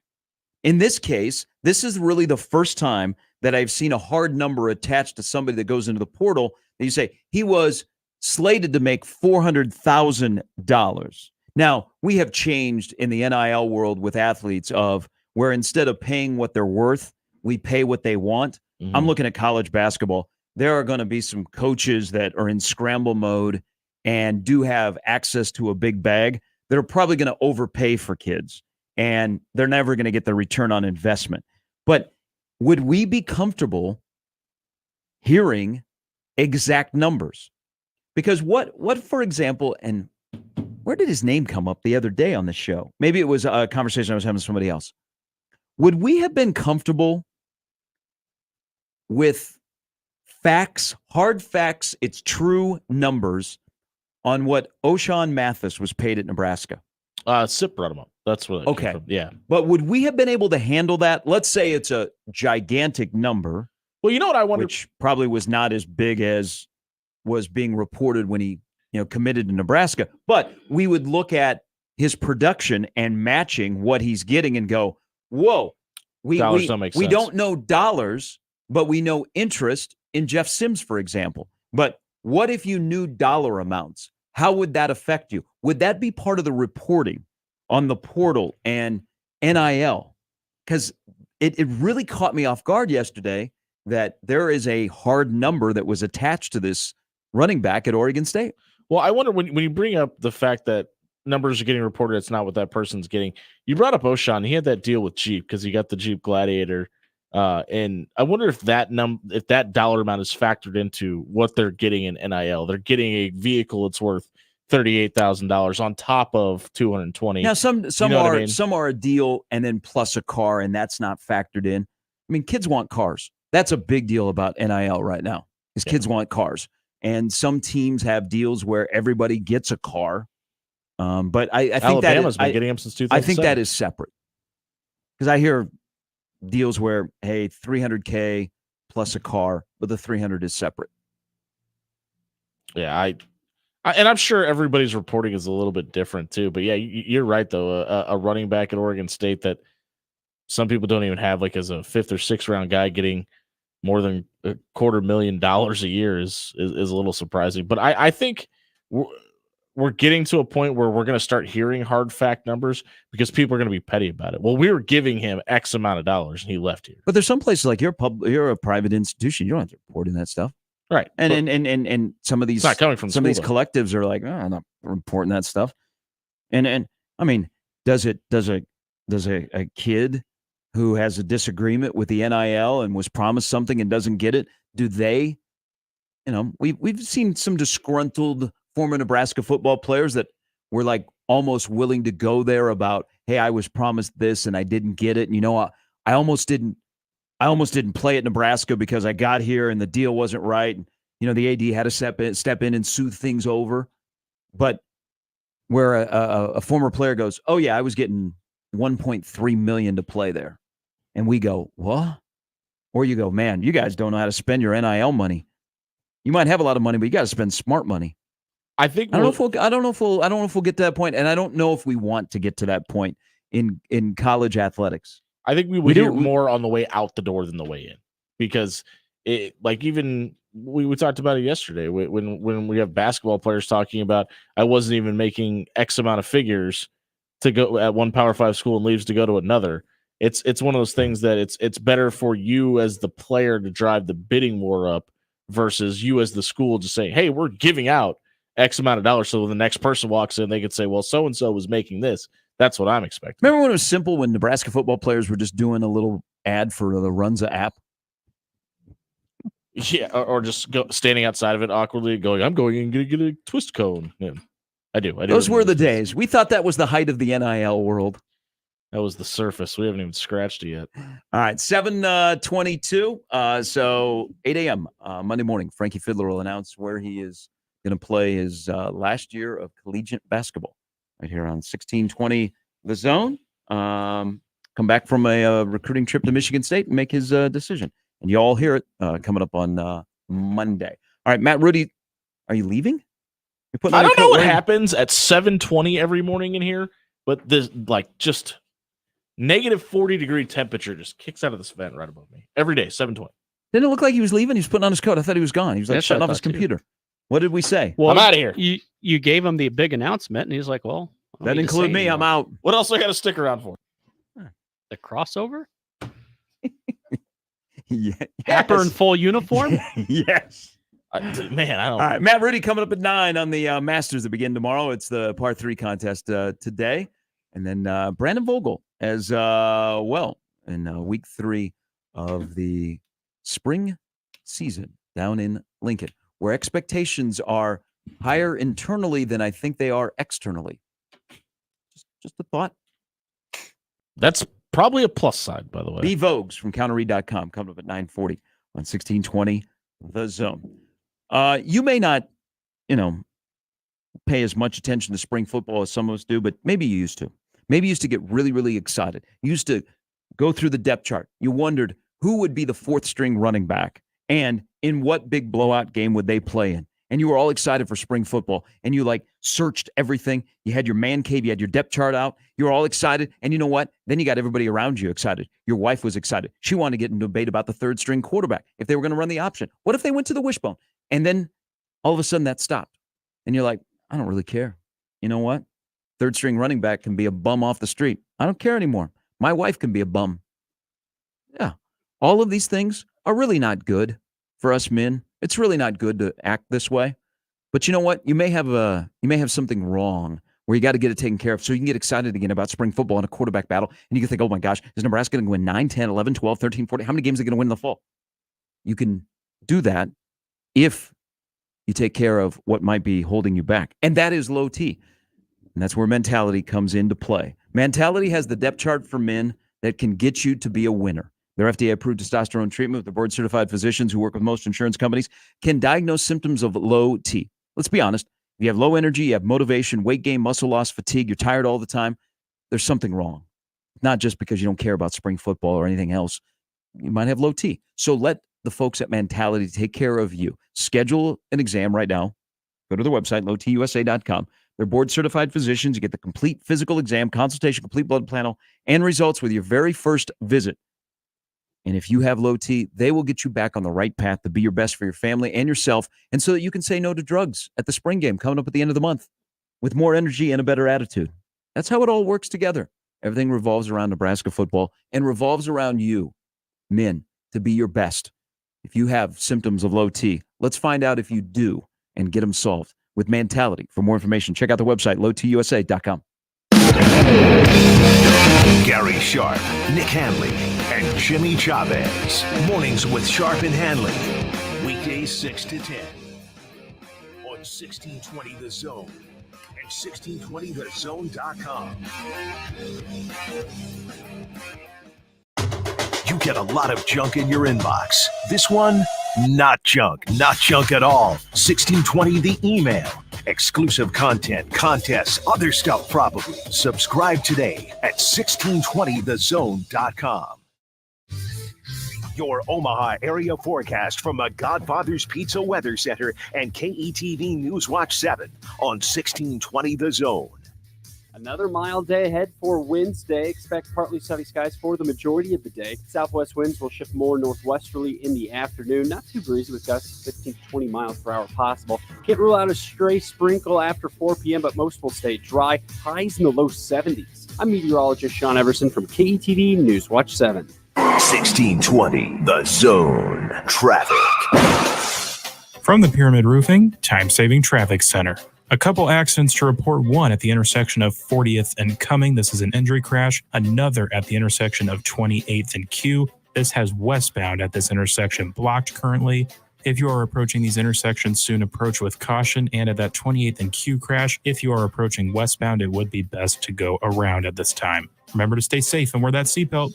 I'm Peter Krenzer. Time-saving traffic is brought to you by Pyramid Roofing. If you've seen the white trucks with Rufus, the spotted dog, then you know about Pyramid Roofing. Spring's almost here. Replace your siding, windows, roof, or gutters. Call Pyramid Roofing at 402-502-9300 or visit PyramidRoof.com. Never settle for less.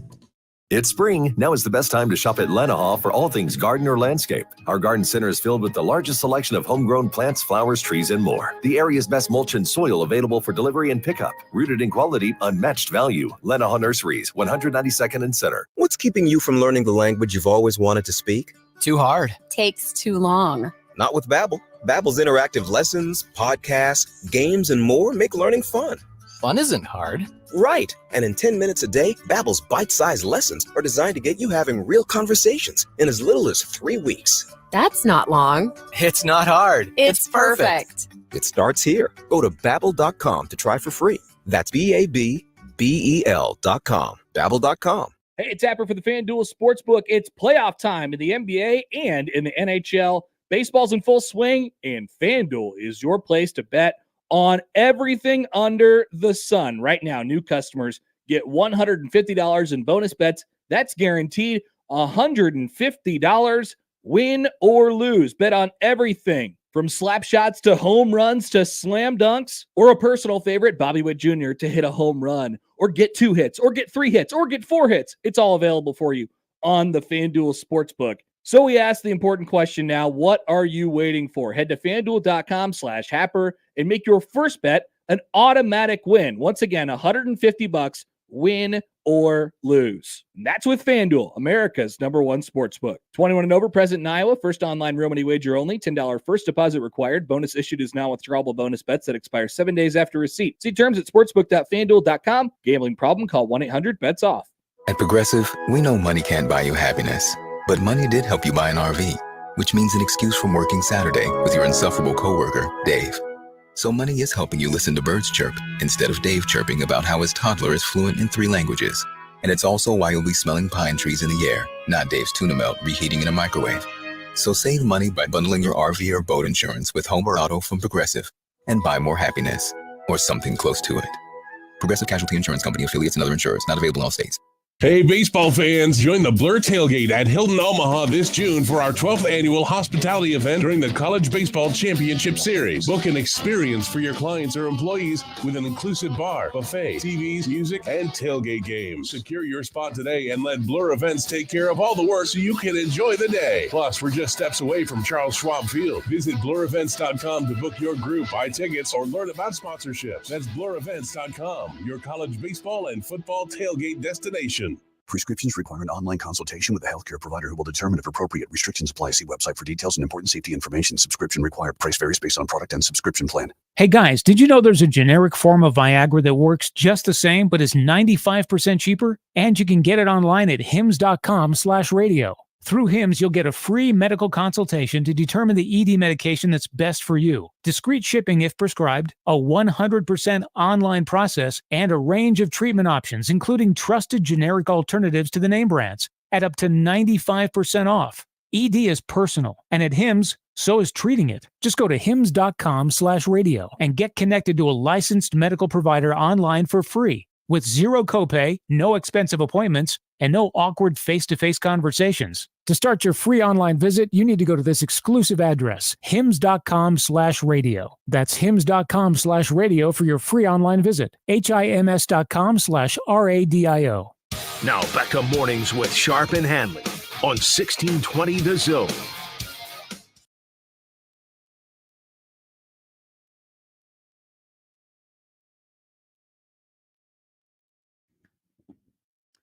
So in the college basketball world, you peruse way, way, way too early top 25s. For example, what was it yesterday? Is Oakland in the top 25? No. The answer is no. I would doubt it. I think CBSSports.com is just doing way too early preseason polls, expecting every player to come back, like with every team that is eligible. So they're doing the rankings that way. By the way, Houston's had a good couple of days here. LJ Crier's coming back. Yeah, they got their top 3 dudes are coming back. But like Creighton, I think is 7th in the CBS Sports. Did Juwan Roberts say if he's coming back? Whatever the top 3 players are, if you consider him one of the top 3 players. Okay, all right. I just missed that apparently. But the CBSSports.com has Creighton 7th. They're saying Kalkbrenner and Alexander are going to come back, and they'll have this, and this, and so they'll be a national title contender. So you can either look at that or you can start looking at NBA mock drafts. So the latest that I saw this morning that dropped was Yahoo. Shireman, 40th pick, 2nd round. Now he cannot come back. The 41st pick, Trey Alexander. In Yahoo's mock NBA draft, there is no Ryan Kalkbrenner. But Shireman, 40th, I think he showed enough that he'll rise a little bit. Well, he gets into the first round, but that is about middle of the second round. But Trey Alexander at 41. Yeah, this year's draft is so down at that position. I would like to see Trey come back next season. I don't think it does because the following year's draft is going to be so loaded. I think for his sake, he needs to come out this season. Maybe we'll hear something before the week is over. Maybe Monday with our announcement on this show at 8. Maybe it'll just be Monday. It'll be like announcement day. Maybe you can get Trey in at 8:45. We'll give Frankie a whole hour. Oh, okay. Frankie can walk through the process. I mean, that's only fair. He can even sit in that chair. We can't have everybody's waiting in the green room. Like, hey, you're at 8. You're at 8:15. You're at 8:30. You're at 8:45. You just come in. You step up to the mic. You say your name. My name is Ryan Kalkbrenner. And then you say what you're going to do. Does he have to say where he went to high school? I'm taking my talents to another year on the hilltop. All right, thanks. Next. But I'm very upset that Creighton is tearing down Keywood Hall. It's a really bad Ryan Kalkbrenner, by the way. I didn't say I was good at impressions. I know what you're trying to do. He's got a deep voice. Yeah, you need about 2 packs of smoke, some whiskey, but 2 in the morning, then you could get that voice low enough to match Ryan. He's 7'1". It'd be weird if he didn't have a deep voice. You sound like Patrick Mahomes, you're saying? Manute Bol did not have a deep voice. This is true. Matumbo did. Was it weird? that if you're tall and you don't have a deep voice, well, did Chuck Nevitt have a deep voice? I don't think this will predate you. And this is my one for the week of just random Nebraska basketball players. Chuck Nevitt kind of predated me too, by the way. I knew who he was. Hey, but Kelly Lively. If you can immediately say anything about Kelly Lively, I love you long time, and you might get to stay. No pressure. I'm good, but I'm not that good. I mean, tall, yeah, but I don't think I ever heard the voice. Okay, but without Googling, did you know who Kelly Lively was? Nebraska. The pride of Torrington, Wyoming. I did not know played that. at I knew he played Nebraska. at Nebraska, yeah. He, as I recall, I don't think he had a deep voice. I know. I could picture his face. I can't. I don't. So in your world, if you are small, you have a squeaky voice. But if you're tall, like Zach Edey's voice, I think Zach Edey's voice is deep. But you know what? Zach Edey, by the way, unless you are around Purdue every day, we haven't really heard Zach Edey talk a lot. We heard him talk more in the last 3 weeks. Yeah, he drops F-bombs on camera. That's probably why. It happens to short or tall. It doesn't matter. Kids do like their F word. I more mean why they probably keep him away from the media. What do you think? He just has a swearing problem? What do you think he has, Tourette's? He sounds like Sammy Baugh. Maybe just doesn't have a good filter. Some people don't care where they're at. Hit the button. Hit the button. You don't think if a team knows that you don't really filter your thoughts, you don't think there's a concentrated effort to maybe we don't put that one on camera? What are we dealing with, a Terrell Farley situation here, where they were afraid what he would say? No, Zach Edey doesn't get up there and go, "That effing Matt Painter, man, that guy's a dude." You can't say he doesn't do that. The last time we talked, he literally did that. It slipped. He was in the emotion. He done it like a regular press conference, just dropping, hey, I hope we beat them because that guy's an a-hole. Can you spell that, Zach? Who are you, Amy Just? I hit the button. She did it too. If my phone's gonna blow up any second now. What'd he say about me? Is it 95116? I think this is for the hat trick. This is for the Nathan McKinnon right here. I think if your coach knows your personality and knows that maybe you don't know how to ring it in a little bit, you probably get put on the back burner for media opportunities. That was on the floor, emotional moment, and it slipped. I'm not saying that wasn't, but if he's prone to do that, Matt Painter I don't know. This would be a good Happer Show poll question. Does Zach Edey strike you as a guy that every other word is the F word?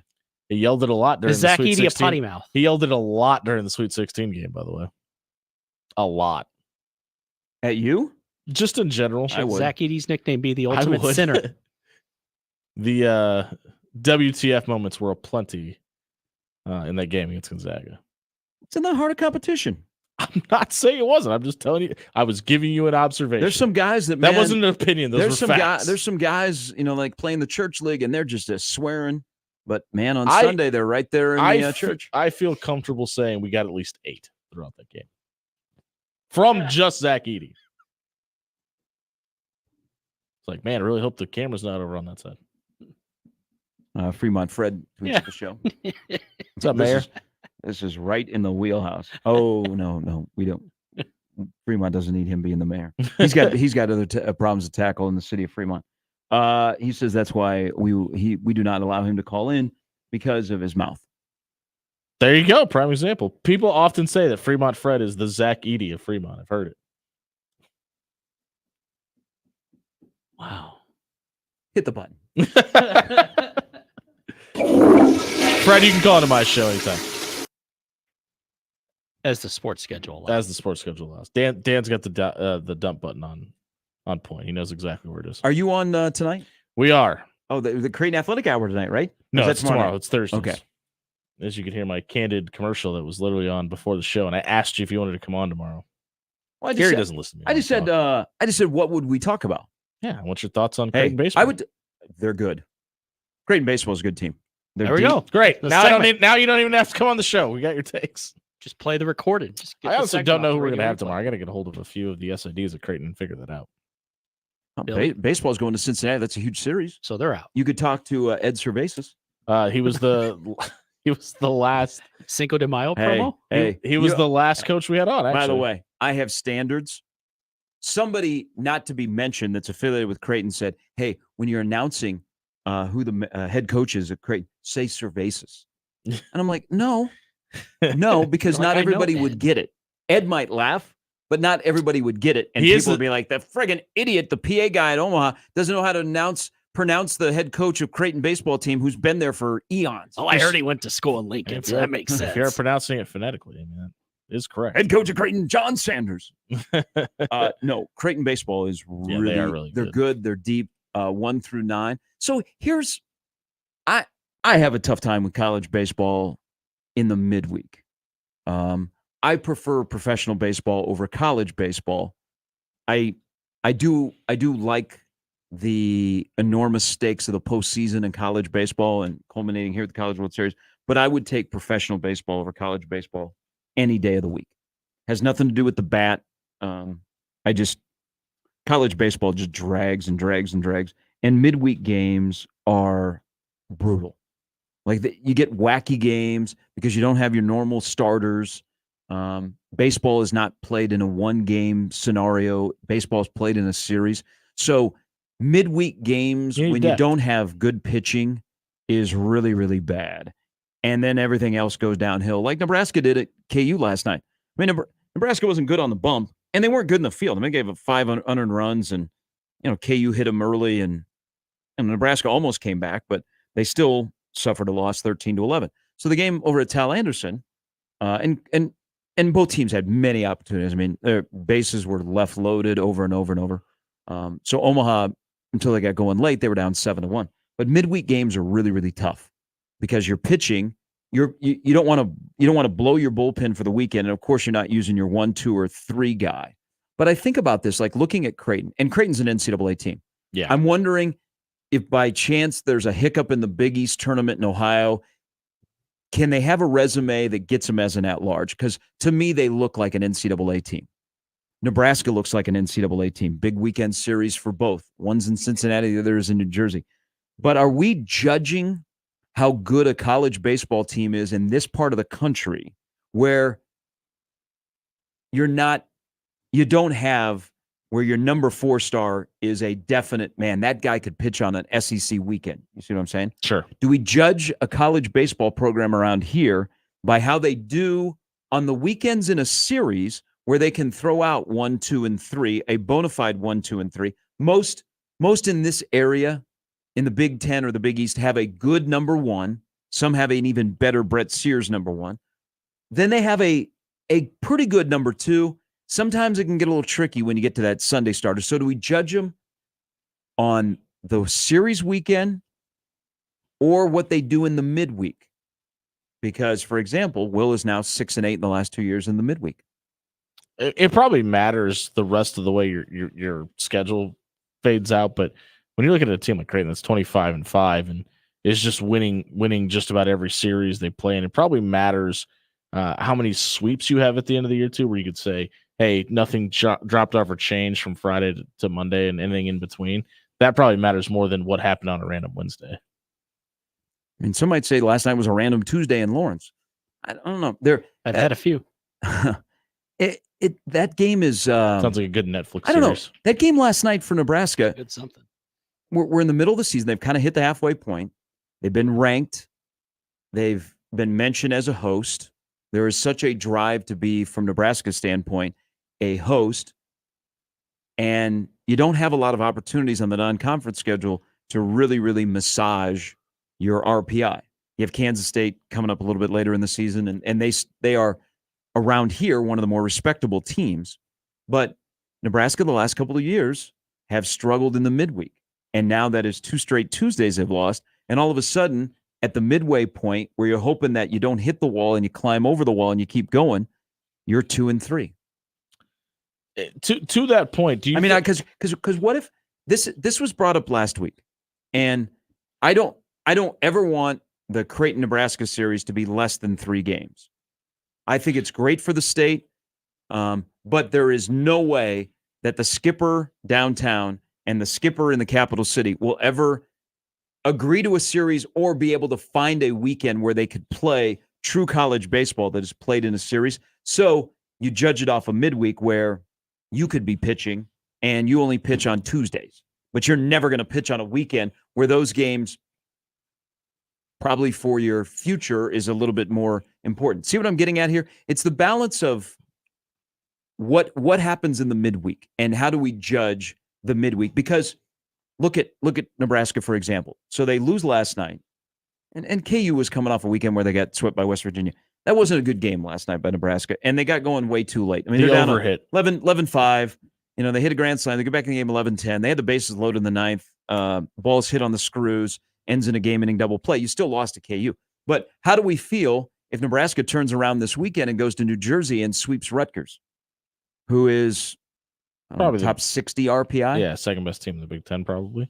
I wonder if you're Will Bolt, if at some point when you start seeing this trend, if you maybe switch your pitching rotation up and give your Friday guy a little extra rest and throw him on a random Wednesday and not save him for the weekend, just to maybe help your cause a little bit. I mean, it's very rare and almost never happens, but it's one of those things that if you feel like it's a detriment to where your season is heading, if you kind of save your Friday guy for a one-off scenario like that. I think your Friday guy only pitches on a Wednesday in the Big Ten tournament.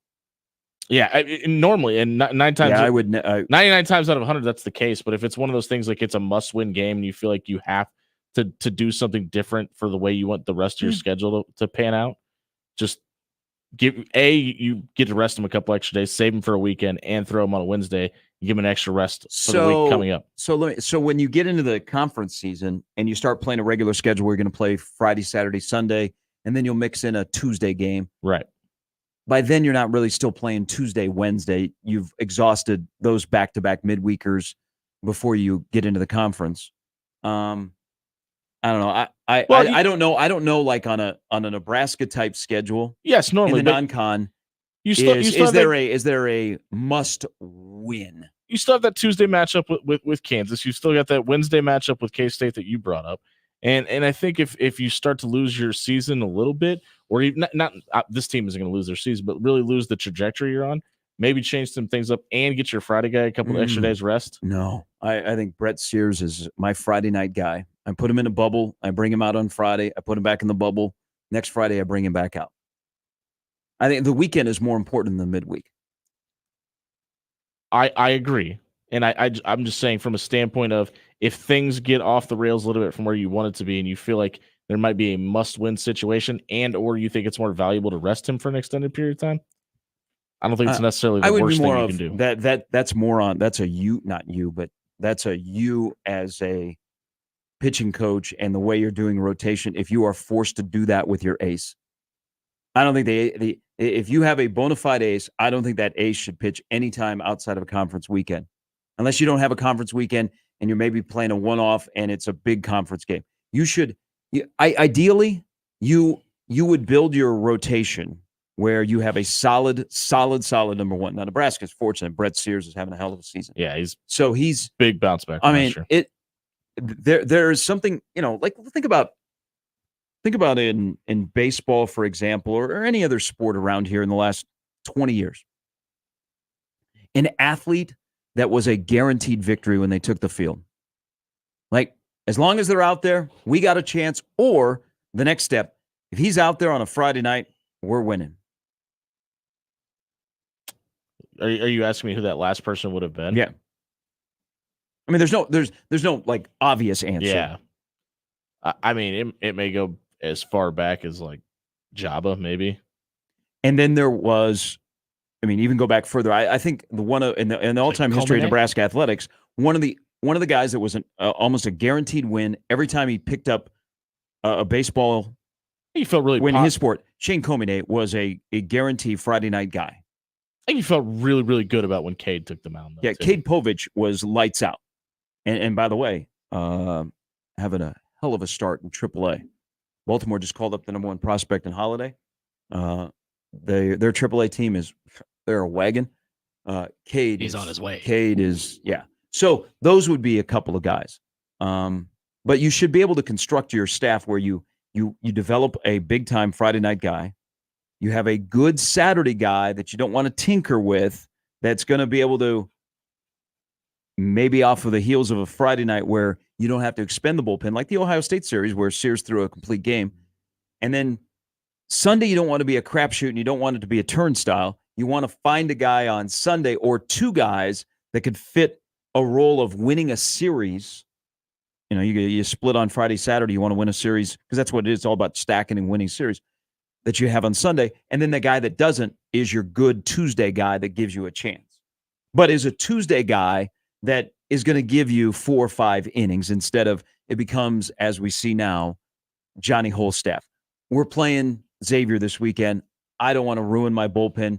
Maybe our best guys out of the bullpen get an inning, but we're not going to expend a guy if we have to have a 5-out save. It's the wackiness of midweek baseball that makes it kind of tough.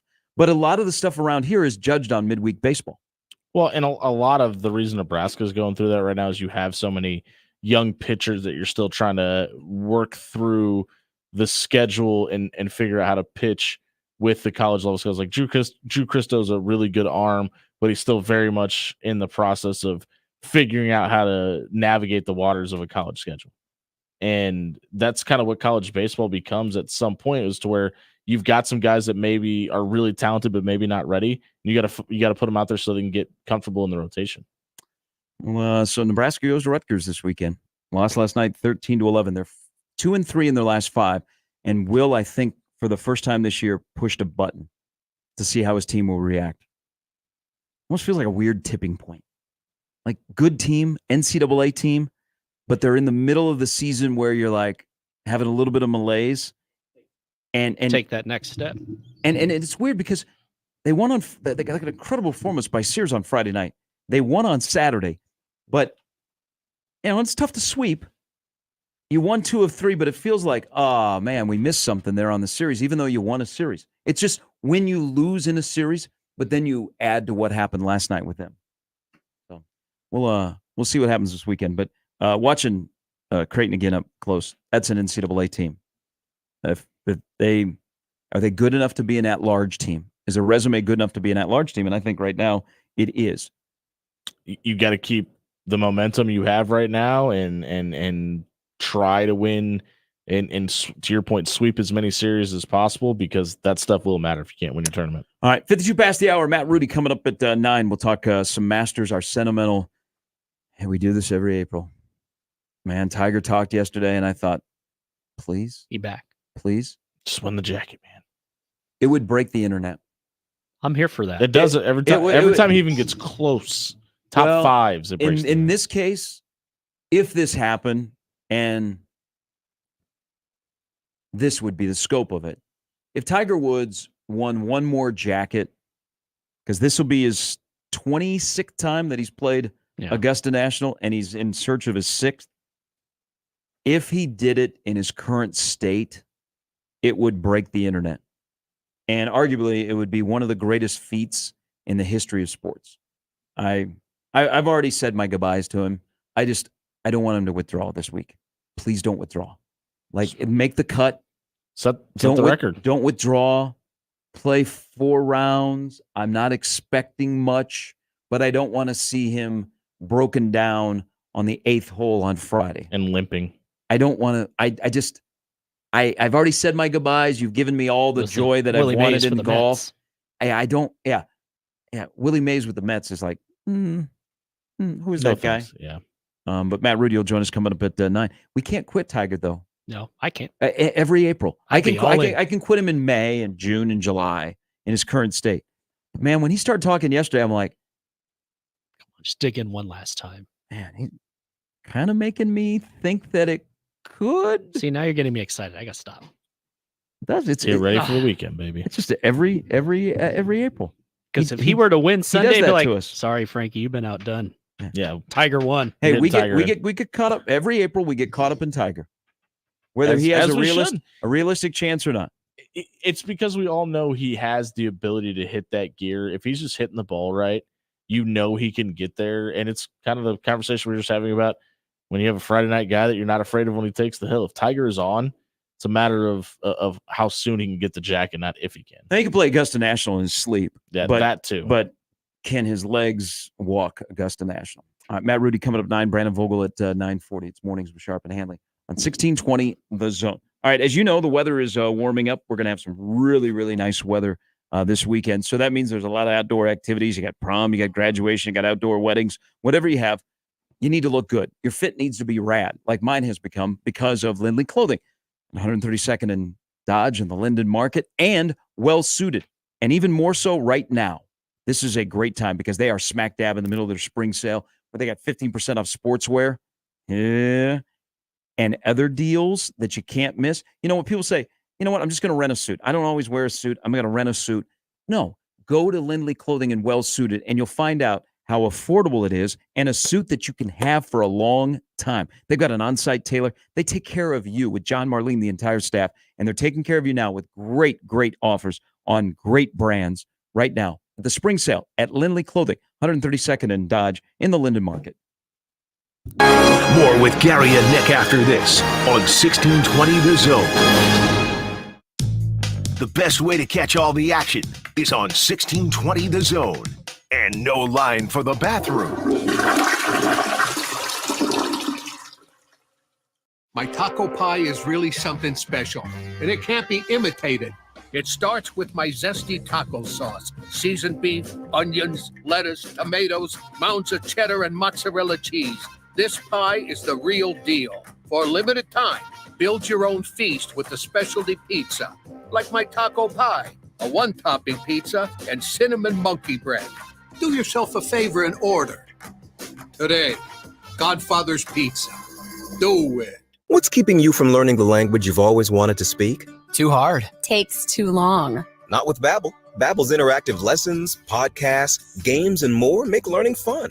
Fun isn't hard. Right. And in 10 minutes a day, Babbel's bite-sized lessons are designed to get you having real conversations in as little as 3 weeks. That's not long. It's not hard. It's perfect. It starts here. Go to Babbel.com to try for free. That's Babbel.com. Babbel.com. Howdy, Greg Wagner joining you from the Nebraska Game and Parks Commission. Time now for another Nebraska Outdoor Update.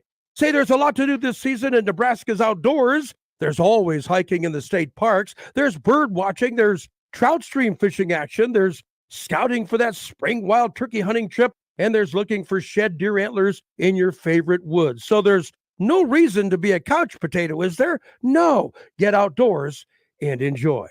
Well, it's time to get all your new permits and stamps for hunting, fishing, fur harvesting, and state parks. Time to check your motorboat registration for renewal. Time to make those cabin and camping reservations in the state parks if you haven't done that already. And time to go over all of your outdoor gear for spring and summer. Get more information on Nebraska's outdoor scene by going to the Game and Parks website, outdoornebraska.gov. And that'll wrap it up. I'm Greg Wagner with Nebraska Game and Parks. Hi, this is Doug Nodgard with Equitable Bank. Great service never goes out of style. When the digital age dawned, many said computers would be able to handle many of the interactions that used to take a person. Boy, were they wrong. How many times have you called your bank and gotten a recording to press 1 or 2? Not at Equitable. Not only does Equitable answer your call on the first ring, it's answered by a human being. That's because Equitable Bank values its customers. Equitable Bank, we take banking personally. Member FDIC. Hey, baseball fans, are you ready to win big this season with the Royals and tickets for less? Then sign up today for the MJ Melendez Home Run Sweepstakes. For every home run hit by MJ Melendez this season, one lucky fan, you're going to score big with a signed baseball and a $50 Tickets for Less gift card. Swing for the fences and sign up now at ticketsforless.com/contest for your chance to win. Winners will be announced the day following a home run, and a multi-home run game equals multiple winners. So don't miss out. Learn more and sign up today at ticketsforless.com/contest. Nominations for the Step Forward Awards are now open.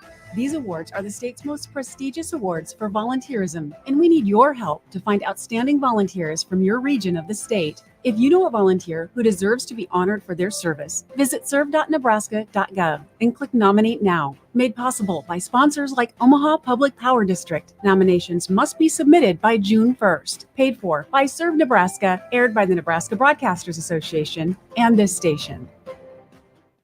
1620 The Zone. and 1620thezone.com. Now back to mornings with Sharp and Handley on 1620 The Zone.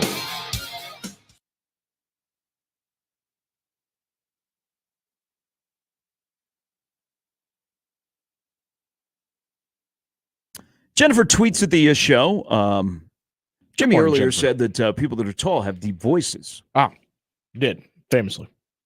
When I was a student SID, I had to write the Kelly Unlively feature for the basketball cover program. His voice was not as deep as I recall. We're going to do this in the middle of the summer. Your July shows. Just random random Nebraska basketball players. Like football, we could go on and on, but basketball, there's just some obscure. Oh, I remember that guy. Kelly Lively would probably be on that list. He played 93, wore 34, 92, somewhere around there. 90, 91. 90, 91. Okay. Hey, him and I was 2 years old. Him and Rich King were together, I believe. That adds up, yeah. That's I know that once Rich King's eligibility expired at Nebraska, and he went to the NBA. I think he makes his home in Seattle. There's a guy you don't see back here very often, but one of the best high school players out of Burke that the state had ever seen was right in the middle of that incredible run in this town of the 80s and 90s of high school basketball players. I haven't seen Rich in a long time. I wonder if Fred's able to stack a couple maybe. seasons if we see that, if we start to see more guys come back. Because there hasn't been a whole lot of reasons too, but if you can give the alumni a reason to come back and be visible and be in attendance and support the program, it kind of feels like this state and that program specifically. They had a lot of people back this year. They should do a game, an alumni game. Yeah, and it doesn't matter when you played. To play? Yeah. No. I think Ty's days, by the way, the Clippers, they were 35-4 in the first quarter last night against Phoenix. They clinched another spot. Ty Lue has carved out a nice little NBA career for him post Cleveland. Yeah. Yeah. He took advantage of the Cleveland LeBron. situation. That was all right. I mean, they haven't imploded with the Clippers yet with all the personalities they have on that roster. Give it time. He got Kawhi to play. I mean, Kawhi has played more games this year than I think he has in 7 years. I Is that remember. a bad look for Phoenix if they're in the playing game? I'll tell you what, it's a bad look. At halftime last night, Durant, Beal, and Booker were a combined 4 of 25. That's a bad look. And look like they'd rather be in a fist fight with each other than be out on the court together. I think That ended up close. I though. think I know who this is, but I want to give him proper credit. Who on this radio station crushed Tominaga the other day? Probably Josh Hudson. Okay.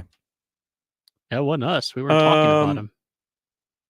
Oh, he didn't. I shouldn't say crushed Tominaga. I think He said that it wasn't a big deal that he won. He thought people were a little bit too excited about the Yes. 3-point competition the other day. It was and wholesome. said it shouldn't have been as big of a celebration. Do I quote tweet this thing from the Nebraska legislature with Josh Hodson this morning? Oh. So he running for mayor? I got a lot of stuff going on in Lincoln. Like on the unicameral as we're getting ready to wrap up. There are a lot of things that are going on. This is a legislative resolution 472 that involves Keisei Tominaga. Okay. Tominaga is bringing us together. Blue, red, doesn't matter. That's the main point here. He's uniting Nebraska.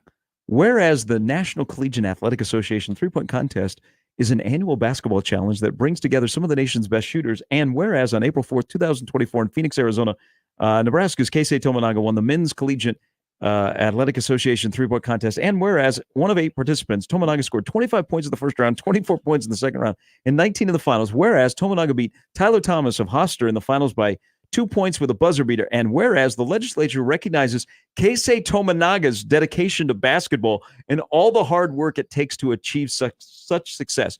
Now, therefore, be it resolved by the members of the 108th legislature of Nebraska's second session that the legislature congratulates Keisei Tominaga for winning the men's NCAA 3-point contest. Give him the key to the city. All Do that it. just to Give congratulate him him? the key to the city. He deserves it. You have to have official. Like to any of those things that you get. Like I think I'm an honorary member of the U.S.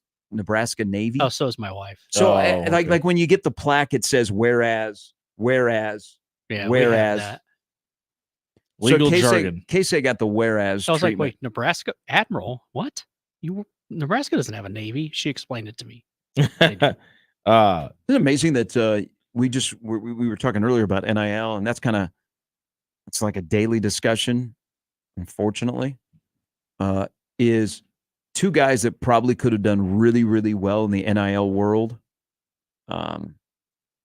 Tominaga and Zach Edey. Didn't. Yeah. But the unicameral loves them some Casey. Why don't they should have Casey in the chambers. There you go. Him and Justin Wayne could be hanging out.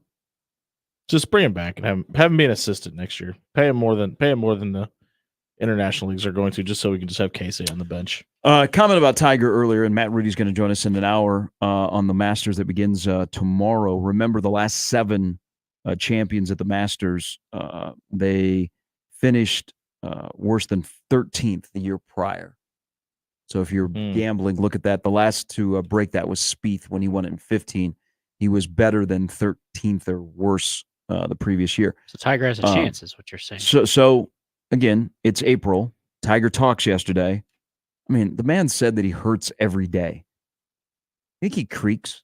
Like when he walks by you, can you hear him creak? His back, the way he holds it sometimes sure looks like it. I just, please. I've already moved on where your place is in golf. I just don't want to see you withdraw. I don't want to see you doubled over in the fairway on Friday on 8. I can't handle that anymore. I'm gonna emotionally, I'm very unstable. But he talked yesterday, and every April, I mean, he's so confident, even as he also out of one-sided mouth tells you, man, it's tough to get up in the morning. Hurting a little bit, yeah. That you get caught up in Tiger in April, and you're like, man, could this ever happen? Because if it does, it'll break the internet. It just, for a man that age, where his body is against the youngins in the sport, it would. Sunday, everything would stop around here. I mean, I think he would eclipse Caitlin Clark. But Hockey Dad says Tiger has no prayer. People need to move on. Do we read into anything about him having the reversed arthritis surgery last year? I know we want to. The man has had so many surgeries, and some of it's been brought on his own. But he's pieced together. I gotta imagine it does. It's a challenge for him to get going every morning, whether he is just being a normal citizen or he's going to go play a round of golf. I can't imagine what this is going to be like. Does the PGA finally pivot on allowing carts to help Tiger Woods? He feels like the one guy they may change the rule for. Honestly, I just want the PGA Tour to pivot where this ridiculousness of LIV and PGA, we get this resolved. Because outside of the majors, fans are losing interest. Yeah, and I thought it was going to have the exact opposite effect. I thought it would give people rooting sides and give you the team aspect of it. Well, we're rooting for this side versus that side. It's almost made people go, yeah, we don't care. Like, we don't know who's going to be there. We don't know why we should support this side versus that side. There's no rhyme or reason to it. And I think it's one of the things that probably could have saved the sport and may end up damaging it severely. They're at a crossroads. I mean, fans are losing interest outside of the majors. I mean, I used to watch a fair amount of golf leading up to the Masters. I've watched very little. What do you think? Because there are some guys that are winning. I'm like, I've never heard of that guy before. What do you think is the best non-major event in golf? What would be considered the fifth, the TPC. Okay, yeah, that's kind of where I was too. But there's so many actual like events now that the event is maybe taking the place of the actual tournament. All right, we'll get into more of what's going to happen in Augusta over the next 4 days. Coming up with Matt Rudy at 9. Brandon Will stops by at 9:40. This exact time on Monday morning, Frankie Fiddler will be on the show to let everybody, I mean everybody, even his future head coach, know where he's going to go to school. Will it be Nebraska? Will it be Creighton? Will it be Wisconsin? Will it be Michigan State? Frankie will stop by at this time on Monday morning to let everybody know. We'll stop by. We'll take a break. We'll come back. It's Mornings with Sharp and Handley. Jimmy Allen in for Nick. Jimmy Chavez here as always on 1620 The Zone. Now, whether it be a major in golf or a major sporting event that you want to go to, Tickets for Less is your place to go for the next event, sports, concert, anything you want to. And I've convinced this morning Jimmy Allen that he should go and watch Megan Thee Stallion on tour. Like, should just follow her around the country, and it's going to be worth it. And then I said, go to ticketsforless.com, because whatever tour she has out there, you're going to be able to find tickets. And you're thinking, that's going to be pretty expensive. Now with Tickets for Less, they always have upfront pricing. All right, so you never have to worry about, is there any fishy stuff going on with the price and all of a sudden it changes.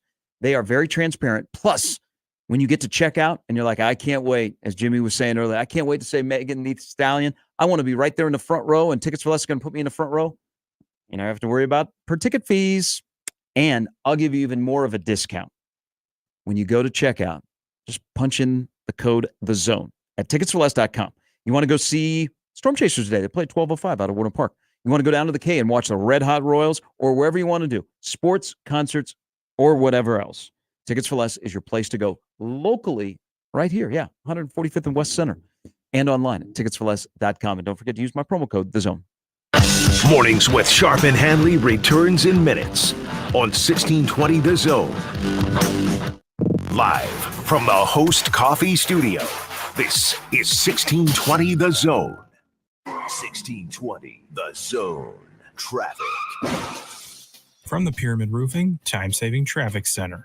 A crash has been reported at the intersection of 10th and Cornhusker. Proceed with caution if you will be in this area soon. And that morning traffic picking up Dodge eastbound between 180th and 144th. If you are traveling I-80 eastbound, slowing down around I-680 to 84th. And some periodic stop-and-go traffic on JFK northbound between Chandler and I-80. Remember to stay safe and wear that seatbelt.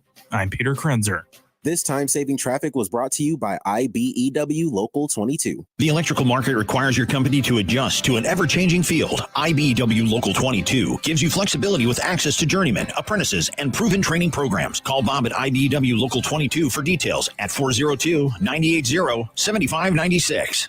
Standard Heating and Air Conditioning is and has always been locally owned and operated. Now, with 160 employee owners, chances are one of us lives in your neighborhood. We take pride in taking care of you, our customers, and keeping you comfortable all year round. And as always, our technicians don't have sales quotas. When other companies send salespeople, Standard sends qualified technicians. It's just part of. Carrier, turn to the experts. Do you like to shoot fireworks? Would you like to get paid to shoot fireworks? J&M Displays wants you. Help shoot an Omaha Storm Chasers game, Memorial Park display, or any of the major shows in Western Iowa and all of Nebraska. If you like to travel, J&M covers Nebraska, Kansas, and most of Missouri. They offer free training and great daily pay rates, which makes it a perfect part-time job. Visit jnmdisplays.com and click the Join Our Team tab to find out more. J&M Fireworks. Make the right call. John Higgins Weather Guard, the home of the Roofery. You're thinking about the summer season, but have you thought about storm season? Have no fear. John Higgins Weather Guard is here. For roofing, siding, and gutter repair, make the right call to John Higgins Weather Guard. John Higgins Weather Guard, the home of the Roofery. Make the right call. Trees, are they all the same? Not at Lanahaw. Grown from a quality seed source, handcrafted in our local farms for generations, and acclimated to our tough Midwestern climate, Lanahaw's trees are different. Simply put, they're better. Much like our trees, we take great pride in being homegrown. Visit our garden center to find your next tree today. Rooted in quality, unmatched value. Lanahaw Nurseries, 192nd and Center. Are Nebraska craft beers and ciders important to you? Whether you just love Nebraska brewed beers and ciders or you're a full-fledged craft brewery, there are benefits to membership for anyone with the Nebraska Craft Brewers Guild. Their sole mission is to foster and help grow the Nebraska-centric brewing community. Become a member today at nebraska.beer and help advance the craft beer and cider industry in the state of Nebraska. Find out more about the Nebraska Craft Brewers Guild at nebraska.beer. We're going abroad for the first time in years. to Spain. But we don't speak Spanish. So we started using Babbel. And started learning Spanish fast. With Babbel, you can start having conversations in another language in just 3 weeks. Babbel's conversational method teaches you real-life words and phrases. And with Babbel's interactive bite-sized lessons, you'll remember what you learned. ¿Cómo te llamas? ¿Cómo te llamas? ¿De dónde eres? ¿De dónde eres?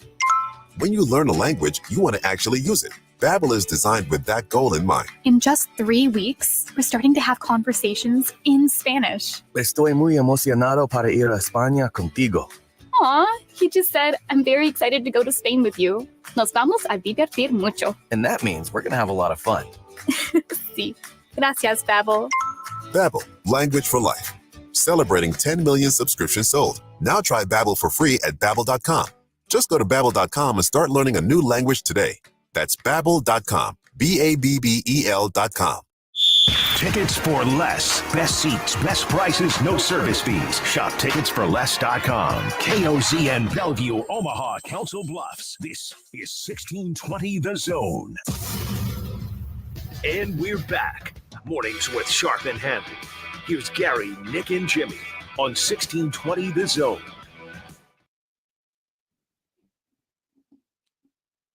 All right, welcome back in Mornings with Sharp and Handley. Jimmy Allen, Jimmy Chavez, 1620 The Zone on the TV. Hello to all of you. Good morning. Just throw up the peace sign. Just it's a greeting. Okay. Saying hello. Just a question. Hello. Is it me you're looking for? We don't sing enough on this show. Oh, there's a lot of people that say that's a smart move. Oh, wait, this is an AM station. Never mind. Oh, no, we sing. We talk about a lot of nonsense. Look at the stuff we've said over 5 days. I think we've actually sang every day that I've been on the last 5 days. Now that the discussion has pivoted to Megan Thee Stallion. Can I ask a real quick question before we about get her? that, though? No, about the music. It's a family selection name, on the Stallion. show. Yeah. The G Unit stuff. Is that you choice? What's that? There's been a lot of G Unit played over the last 5 days. It's all coincidence. It's in the wall. Okay, I was wondering. Jimmy who made that. Jimmy C is the DJ. Yeah. Available for DJ hire if Jimmy you have C? a wedding Yeah. coming up this spring or summer. Got to be better than the one that did my wedding, but that's a different conversation. Yeah, you just press the Shots button and it'll fired. play music. Whoa. It has different stuff. I've seen. I just didn't know who loaded said music in. Oh no, it was loaded there before Okay, me. that was my question. I was going It's just to a choice. mention G-Unit. It's a the school which you came from, that is your alma mater, that has won some basketball national championships, but now is clearly a football school in Absolutely, Lawrence. which I've tried to get for years to happen. The progress that they are making on their football stadium. You saw the TikTok, didn't you? Yeah. Ooh. It's Is Trev Alberts there? just AD? tear the rest of the damn thing Hey. down and build it all now. I mean it. Play high school games. Or There- play games at high school stadiums. Well, okay. So quick, That'd be a awesome. little breaking news for y'all. I'm full of it. Done and out. Well, not breaking news. I don't know if it's breaking news because this might already be public. It's just not out there. So once the state track and field event is over at Burke in May, they're going to go with the full Renovation. new track. Track So Burke and Prep high school football are going to be relocated this fall. This is one for you. This will I think I know ruffle. where This this will is ruffle going. some feathers. Now there is Kinnick Stadium over Northwest is going to have a lot of Thursday, Friday. Mm. But how about this? Long time. I think it's the longest rivalry in That's Omaha. what I was wondering. Prep is going to play a home football game at Central. Oh, I was thinking the other school that they're rivals with. Oh, that was mentioned in the past. But I think Prep is going to play 3 games at Northwest, and then they're going to play 1 home game at Seaman. Good on everybody for putting the rivalry aside for the better of everybody. Well, I mean, you want to keep the state track and field championship in Omaha, you got to do something with Burke Stadium. And they're going to go, they've been raising money, and now they're going to go all in, and they're going to do the project once this year's state track and field is done. Name it after Great. Josh Hodgson. Hey, it'll be great for OPS. Yeah, I mean, that is fantastic. It'll be great for OPS. It's one of the last things they're. I've always been a proponent of why don't we build a centralized high school football, soccer, track stadium? It's a great idea. And we let OPS schools use it. kind of like Seacrest, because we're not, not everybody has their own stadium. North doesn't have their own stadium. Oh, that's right. Well, the downtown stadium. Especially, hey, we're playing downtown. So there you go. So I didn't know where you were going to go, but I thought I would add that little tidbit of info for people that have not heard. So Central and Prep playing well together. Who would have thought? A lot of people back in the 50s and 60s were like, not a chance. Did Keisei Tominaga bring them together? That's true. Let me read an email here from Bellevue West Joey. Hi, Bellevue West Joey. Boy, Bellevue West is on a heater. So we just talked about Cade Povich, who is on the cusp of being called up to the Orioles. We have talked about reference. Danny Kaelin. We got Frankie Fiddler. We got William Kyle, who people don't know what he's going to do. Do you think he knows yet? Because it kind of feels like he's on. I don't know. They're like people I don't know. You have Josiah Dotzler. Am I missing any other T-Bird that's in the portal? A lot of activity, Bellevue West. But Bellevue West Joey says, Keisei winning was a big deal in Phoenix. Everywhere I went when I mentioned I was from Nebraska, folks would cover their ears and imitate a celebration and yell, Tominaga! He's now what Nebraska has that replaced the Go Big Red every time they see you wear a shirt? Hey, Tominaga! Macaulay Culkin face. Here is Jamie on the 42-degree, the source by your mom's house hotline. Good morning. Good morning. Hey, guys. How are you? I'm wonderful. How are you? You should be very happy with your the way that your baseball team's playing. Jamie, I'm fine. Thanks for asking. Good. Your take on Mike Trout is not fine though. Holy cow! Okay. Yeah. Oh boy. It's Jimmy, been 2 weeks. Are we still doing this? Jimmy just got this I can tell now he's got this little thing in his voice. He's ready to fight here. But Jamie, if you want to tell heels are dug in, if you want to tell let's go. Jimmy that Trout hit his 6th home run last night, go ahead. Six, damn. He also leads the majors in home runs, by the way. Go ahead, Jamie. Anyway, you know why I'm calling. I know Happy why. Jackson Holiday Day, I guess is how you say that. Yeah. Very fired up. It's a good time to be a Baltimore Oriole fan, that's for sure. But they got to start hitting a little bit more, and it's good that they're bringing these young guys up, giving them a shot, and excited for the future. But Cade Povich as well. Get that guy up there. They need another arm up there that can young arm that can do some things. So fired up for that. But that's the reason I was calling. Is the AL East the best division in baseball? What do you think? Absolutely. Yeah, no question. When you got Tampa and Toronto, and I mean the Yankees and the Red Sox have been bad the last couple of years, and right now they're both pitching really well and doing some damage. So it's going to be a fun year for sure. Hopefully everybody in my organization that I cheer for stays healthy and it's a fun run. I don't know if they can do 101 games again this year, but I think 90 is probably something they could achieve, but we'll see. Well, enjoy it. I'm excited to see the number one prospect in baseball play because you guys have got no production out of third base yet this year. Yeah, no, Urias needs to go. I don't know if they're gonna send him down or what the plan is because I think he's out of options, but we'll see. But there's a lot of, again, behind Holiday, there's a lot of young guys. There's Kobe Mayo. I don't know if you guys have seen him play, but it's pretty ridiculous. So, baseball's in a really good spot with young talent Enjoy right it. now. Jamie, thanks for the call. Thanks, guys. Take care. See you, Jamie. Dodgers and the Yanks were the first to win 10 this year. Glasnow was, 14 Ks on 88 pitches last night up at Target Field? But the Twins can't Dealing, hit. yeah. Twins cannot hit whatsoever. But your Yanks are 10-2. Yeah, and they finally found some pitching. Terry writes in, hi, guys. I'm surprised the lady from Bellevue didn't filibuster Tominaga's proclamation. She won't let anything pass. Shots fired.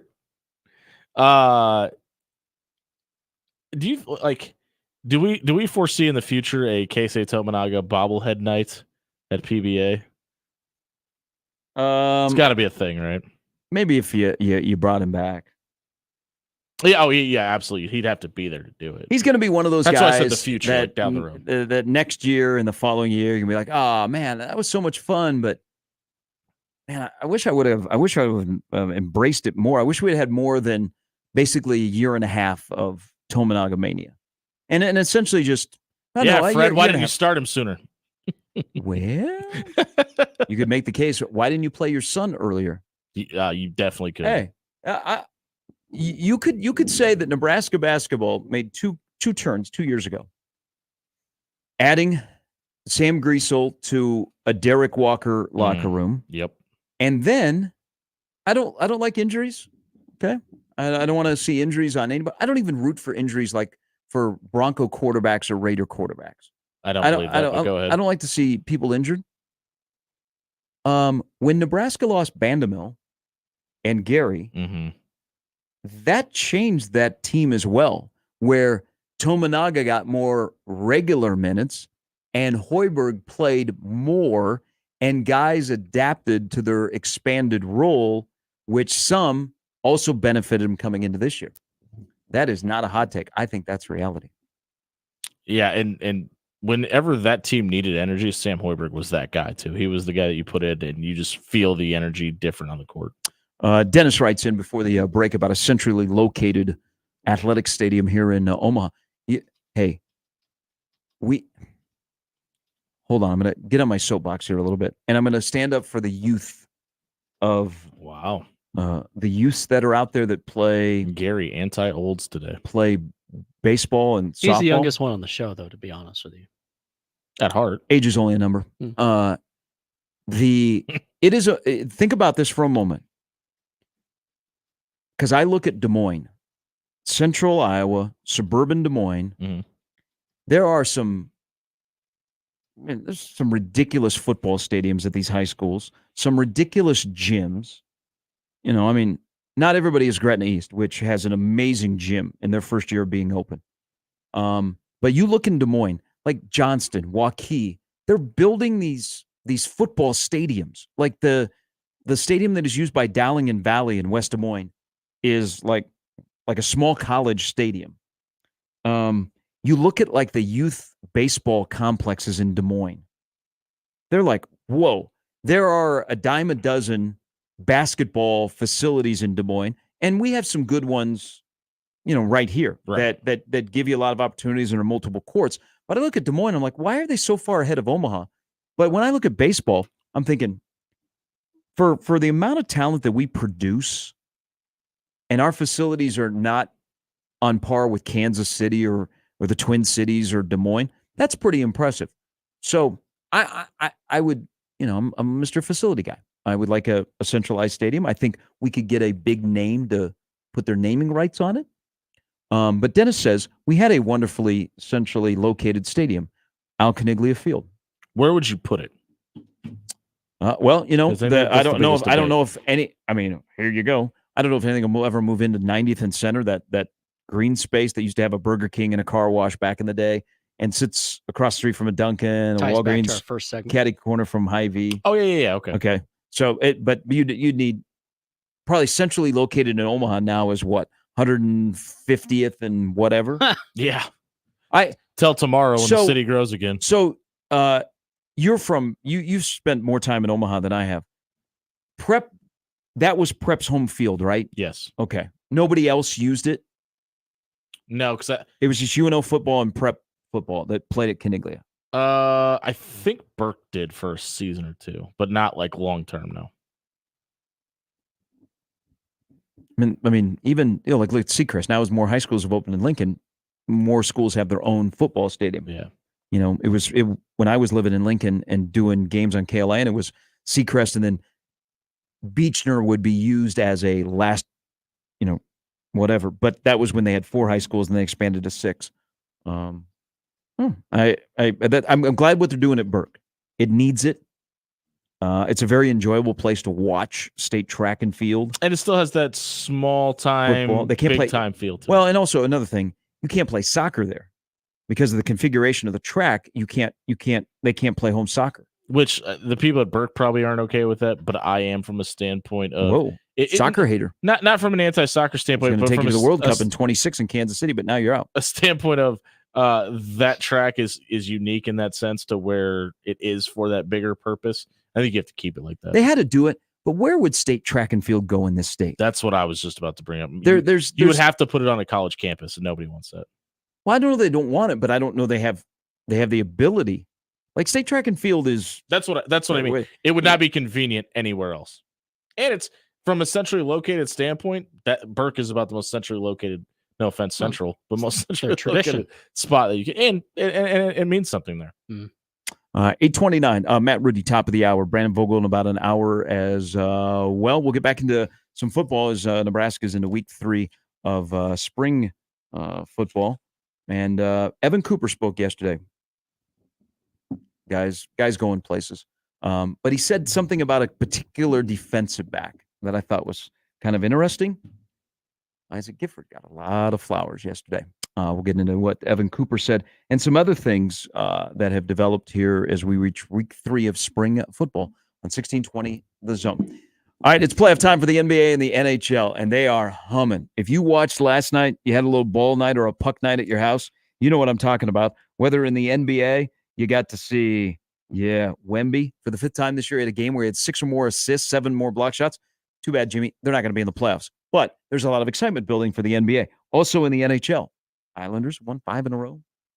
McKinnon, Matthews, Ovi, the Pens are on the run, and FanDuel is right there with you. They're going to give you a front row seat. Baseball also in full swing. FanDuel is your place to bet on every single game because right now, new customers, you're going to get $150 in bonus bets guaranteed. When you sign up at FanDuel.com and use our promo code THEZONE, it's going to be all there for you. And you're going to go $150, win or lose. Winner, chicken dinner. Give me some FanDuel in my life where you can bet on everything from slap shots to home runs to slam dunks, all on an app that's safe, secure, and easy to use. So what are you waiting for me to finish this? So then you can go to FanDuel.com/TheZone and make your first bet an automatic win, just like Shane Comine back in the day with FanDuel, America's #1 sports book. There is no doubt FanDuel is your go-to as we get ready for the postseason. 21 and over, present in Iowa. First online real money wager, only $10 first deposit required. Bonus issues now withdrawable bonus bets that expire 7 days after receipt. See terms at sportsbook.fanduel.com. Gambling problem? Call 1-800-BETS-OFF. Gary Sharp, Nick Handley, and Jimmy Chavez. Mornings with Sharp and Handley. Weekdays 6 to 10. On 1620 The Zone and 1620thezone.com. Previously on Unsportsmanlike Conduct. Would you rather have to eat one hot dog every morning immediately after waking up for the rest of your life, or every time you touch a piece of paper, it cuts you and draws blood? I would rather eat eat a hot dog every morning. Give me that dog. Kevin says Yes, wiping after using the bathroom. Toilet paper. Ouch. Unsportsmanlike Conduct with John Bishop and Josh Peterson. Weekdays 2 to 6 on 1620 The Zone. Your Omaha area forecast from the Godfather's Pizza Weather Center and KETV News Watch 7 on 1620 The Zone. Another mild day ahead for Wednesday. Expect partly sunny skies for the majority of the day. Southwest winds will shift more northwesterly in the afternoon. Not too breezy with gusts 15 to 20 miles per hour possible. Can't rule out a stray sprinkle after 4 p.m., but most will stay dry. Highs in the low 70s. I'm meteorologist Sean Everson from KETV News Watch 7. 1620 The Zone. Traffic. From the Pyramid Roofing Time-Saving Traffic Center. No new accidents to report currently, but things picking up traffic-wise around the metro. Be prepared for that Dodge eastbound traffic starting around 180th to 150th. Pretty heavy there. If you are traveling I-80 eastbound, it's going to slow down between I-680 and 84th. And some periodic stop-and-go traffic right now, JFK northbound between Childs and I-80. Please remember to stay safe and wear that seatbelt. I'm Peter Krenzer. This time-saving traffic is brought to you by Saul's Jewelry and Loan. I have never seen this before. Hi, John with Saul's Jewelry and Loan. The price of gold is the highest it's ever been. Now is the time to get the best price on your broken jewelry, chains, and diamond jewelry. Saul's has been around a while, and trust us, now's the time. Saul's Jewelry and Loan. Hi, this is John Bishop. Since the day I got my driver's license, I've had a check next to the organ and tissue donor box. It's a selfless gift because healthy organ donors can save up to 8 lives. And with tissue donation, dozens more can get the gift of sight, and burn victims can get life-changing skin grafts. Anybody can register, and there's no cost to you or your family. Check that organ donor box next time you renew your license or visit goodguysavelives.com. Learn more about organ and tissue donation today and see how you can save 8 lives at goodguysavelives.com. News Talk 1290 Coil is your radio home for Omaha Storm Chasers baseball, proud AAA affiliate of the Kansas City Royals. Tune in to hear every pitch, every hit, and every out as the Chasers play at Warner Park and across the International League in 2024. With the voice of the Omaha Storm Chasers, Nick Batters, on News Talk 1290 Coil. Tune in at 1290 Coil all season long for your Omaha Storm Chasers baseball as they take on the International League. It's Storm Chasers baseball on 1290 Coil. Gonna feel a puff of air. Strong's Optometry has set their sights on staffing up. Try the next line. Hey, Kim, can you tell our 2 o'clock we're running 15 behind? Sorry, we're a bit backed up today. He needs an optometric technician to keep an eye on it all. Where are the dilation drops? Indeed can help him hire great people fast. I need Indeed. Indeed you do. You can schedule and conduct virtual interviews all from your employer dashboard. Visit Indeed.com/credit and get $75 towards your first sponsored job. Terms and conditions apply. Host is roasting every morning. Host is roasting every day. Put your coffee department in good hands with Host Coffee Service, providing direct delivery and loaned coffee equipment with service programs. If you're ready to change to a better coffee provider, it's time for Host Coffee. Omaha's best coffee since 1972. Host Coffee is always roasting something good for you. 42 Degrees invites you to a tour of our botanical offerings during the limited time botanical sale. Get huge savings when you stock up on premium kratom, CBD, Delta, all up to half off. And our premium cannabis is priced so low it's almost, well, illegal.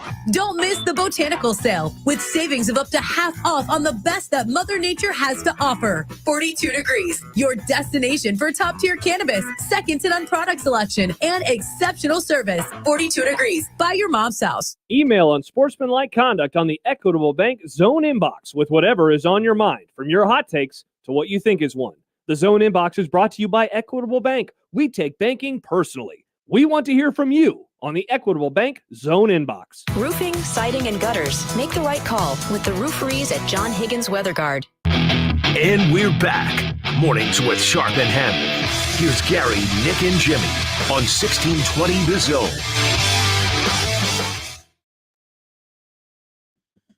All right, Kent writes into the Equitable Bank inbox where they take banking personally. I can't. Where's Doug? We've not had bad take Doug at all. Doug out on Jimmy Allen. I believe he's out of town. I could be wrong, but hi, Doug. You're not. You know a lot about him. I like Jimmy Chavez's answer. Kent writes in. Kelly Lively getting a lot of run this morning. He's our random Nebraska basketball player of the day, who was a valuable backup. So you had Rich King at 7'2", the pride of Omaha Burke, and then Kelly Lively at 7 foot. Played 3 years at Nebraska, the pride of Torrington, Wyoming. But were their voices deep? That's all we care. No. Jennifer said she doesn't remember his voice being deep. I interviewed him post his Nebraska career, and I don't remember. But Kent writes in. He goes, for some reason, the group of skyscrapers at his high school did not play varsity ball when they were freshmen, so we had to play them. 7'1", 6'8", 6'6", 6'3", 6'2", and we were short and slow. We got beat 66-13. Seemed like an accomplishment for us. The Torrington Trailblazers were a must-see game because of their size.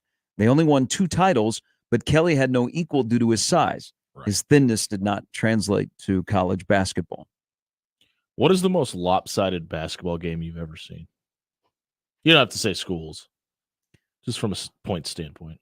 I did a college basketball game a couple of years ago that was 98-39. I've done a lot of Kansas Baylor games in Waco that have been similar. I walked into the third quarter of a girls' high school JV game one time, and the score was 64-2, and one of the parents let me know that the 2 points came from free throws in different quarters.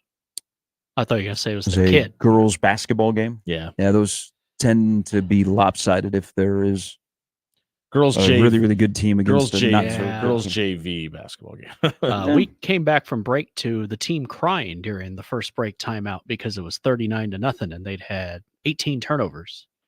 Try to sugarcoat that one. Well, I mean, just I mentioned this earlier. Last night you had in the NBA after the first quarter's 35-4. The Clippers were beating the Suns in Phoenix. Yeah. Ooh. Sell those season tickets now, folks. Somebody check on Padilla. We were talking earlier in the show, if you missed it. Watching Tom Chambers highlights. About gas stations? No, DR needs DK in Lincoln. DK needs some DR. It's actually a really good development. I think the most significant development Darryl Royal. of spring is the guy that actually coaches them. The timing is everything. You know this, Jimmy. I mean, timing is I do everything. know this. You show up at DJ's, you're in a contest to get your own radio show, and the next thing you know, you win. You were just there to pick up dinner, and now I did here not you win. are. You were there. You're a winner in my book. Thanks. You won. That's the only book I care You went in about. to get some cheese curds, and you're like, what's this deal? I listen to 1620 all the time. I do. And now could do better look, than you them. got a fledgling career going on. That's a good term. Yeah, don't feel bad. We all Yeah. do. Industry term. But timing is everything. So let's say Jeff Sims. I'm impressed you remembered where that was, by the way. But go ahead. Oh, because it was drilled into us. Oh, I didn't know Guys that. need to show up and support these guys. Where I were said- you at? Where were you I at? said, not a chance. They won't last 5 months. That was the feeling I got when I walked in here. That's why they're not on the air anymore. Timing is everything. So let's say Jeff Sims has an okay year last year. Does Nebraska make a change at his position? Like, let's say he stays healthy, but is okay. He was not okay. And they made a change, and pretty things were wild. not okay at that position. So it clearly became evident that Nebraska had to find a quarterback coach. And because of past connections, Glenn Thomas was the ideal candidate. You know, the Steelers liked him because he's good at working with young quarterbacks. And what did the Steelers have? A very young quarterback as their starter. Mhm. So timing was great to have Glenn Thomas on Mike Tomlin's staff. Now you have a guy who his expertise, one of his benchmarks on his resume, if you go to LinkedIn, is I'm good with young quarterbacks. Does it really say that on his LinkedIn? It does. Nice. Glad he had a quarterback. Glad he has No a one can LinkedIn. remember their password to LinkedIn, so good luck. Yeah. And you always get those emails that say, "Hey, Gary, you're on a roll on LinkedIn. Look who searched you this week." I like those emails. Really? That team? Hey, Do they want to give me a job? You want to know if a host is interested in leaving 1620? They usually put it on LinkedIn. Open to work. How Did you you doing? get fired? Not yet. How you doing, Michael? So Glenn Thomas. He said that on air, by the way. Glenn Thomas. Just updated my LinkedIn. Oh, no. today. He did during the College World Series, and people were like, what is this? He stole my heart. Looking for a new job. Look, that's what the value of LinkedIn is. Michael got a new job, and he's very happy right now. It's killing it, too. So Glenn Thomas comes along at the right time, right? You got two young quarterbacks that are coming to campus. Well, hold on, because I want to push back on the first thing you asked, though, because Oh. I don't think it's necessarily that they were like, we need to go out and find a quarterback coach because of the Jeff Sims situation. They thought they had a guy a year ago, and it just didn't work out for the Jake Pete situation. So it's not like this wasn't a concentrated but you effort can't run it back. before all of that. You Yeah, can't, no, I you agree. can't run it back because there was no guarantee that they were going to this year get a dedicated quarterback coach where they could take stuff off of Marcus Satterfield's plate. There was no guarantee, even with Jake Pete's not coming to Nebraska. Okay.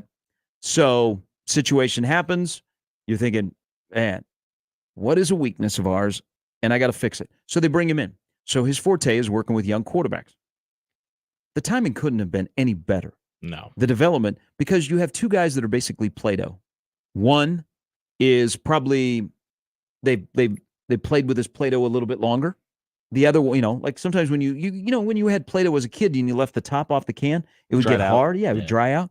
So, it's a little bit, I should say, thicker. And then you have one that is still kind of being molded. And you have a guy that likes to play with Play-Doh, and he walks in the door. And let's be honest, go ahead and drink the Kool-Aid and be excited because you should.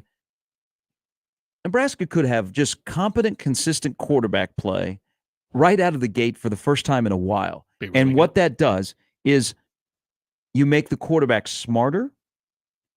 You make the quarterbacks better at their craft. And I think that's, to me, through 2 weeks in a practice, one of the biggest developments is Glenn Thomas seamlessly has come in, has blended in, and in a position where Nebraska, their hopes and dreams rest on. If you feel good about the rest, they're like, you love that suit you got from Lindley the other day, Jimmy? But man, that shirt, but if the shirt looks good, you like the suit, man, you're thinking, I am going to be batting 1,000 tonight at the Phoenix. They kind of have that. Glenn Thomas has come in, and that room is settled. There's a lot of things that just happened. Nobody is saying, oh, my God, look at the quarterbacks. This is going to be rough. Ooh, good luck. They're like, whoa, I can't believe they look like college quarterbacks before things heat up and people come at them and they tackle them and they throw things at them. And I think that's a subtle positive step. Yeah, you've got them kind of being highlighted on the forefront of social media videos for a reason, right? I mean, it's you've got stuff you could put out there that can really elevate their confidence. And when you talk about two guys that kind of ooze confidence, Daniel Kalen and Dylan Raiola are definitely those guys. When they took to the podium, they can control a room as 18-year-old young men. That's really impressive. And that, yes. And then also, don't you think the ears? Like Glenn Thomas likes talking football. I mean, he likes. Some would say he knows ball. He would like to sit there and go on the screen and break things down for all of us. And he's got two quarterbacks that I think are pretty wise, that like ball. They've been around a lot of high-level thinkers with ball, and now you match him up with him. I'm pleasantly. I wasn't expecting to look like a train wreck, but it looks buttoned up. It looks relaxed. I think that's the best word. If my impression of the quarterback play at Nebraska in the spring of what I've seen, it looks relaxed. It doesn't look jerky. It doesn't look helter-skelter. It just, my God, it looks like what a quarterback should look like. And I brought this up jokingly. That's not a good sign of what quarterback has looked like the past few years here. I brought it up jokingly with BC yesterday because I asked the question, but Matt Rule's answer about the Glenn Thomas, Marcus Satterfield relationship, and not even just that, but the interworkings of their coaching staff now. You keep pushing that you asked a question in the presser. I'm a big deal. Did you get the clip off the internet and send it to the parents?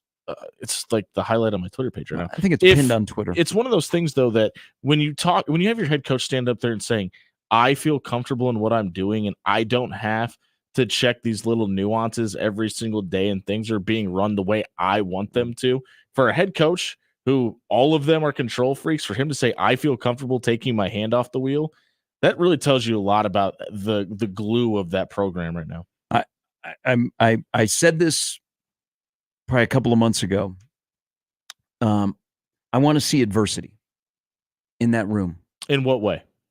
I want to see when they turn the scoreboard on, they start playing. Oh, you mean the quarterback room? Yeah. I'm sorry. Yeah, I thought you were talking about the coach's room. Oh, not in my life either. Okay. But I want to see how you handle that. Like when things start to get thrown at you that you're not anticipating, how do you pivot? How is your training that you're able to handle the things that are going to be thrown at you? Because eventually there's going to be film on you and people are going to show you things that you haven't seen before. So not only does quarterback play look relaxed, and that's a small step to get to the bigger steps that they're going to have to take out of that room. But I think it's smart. I think it'll be a smart position. Look at times last year, which is incredible because it's too frustrating. But I agree with you. It's incredible to say that. But you know this. Freshman quarterbacks coming in are playing more and more because they've been prepared to play. Yeah, they've been playing an Elite Eight stuff. They've been playing, the 7-on-7, throw it around the yard, but they have been tested. So it's not like you're walking in and you're wide-eyed anymore. You're kind of like, okay, I get it. We just got to adjust to the speed of the game. Well, but the language that. part and the eyeballs processing all of that, I just think Nebraska's in a better spot than they have been, so that when things get difficult, and they will, and there are going to be some bad days. There are going to be some bad days in the fall for the quarterback position. Does it beat you the next Saturday, or do you learn from it and you're like, you know what? That's the best thing that happened to me. Here we go.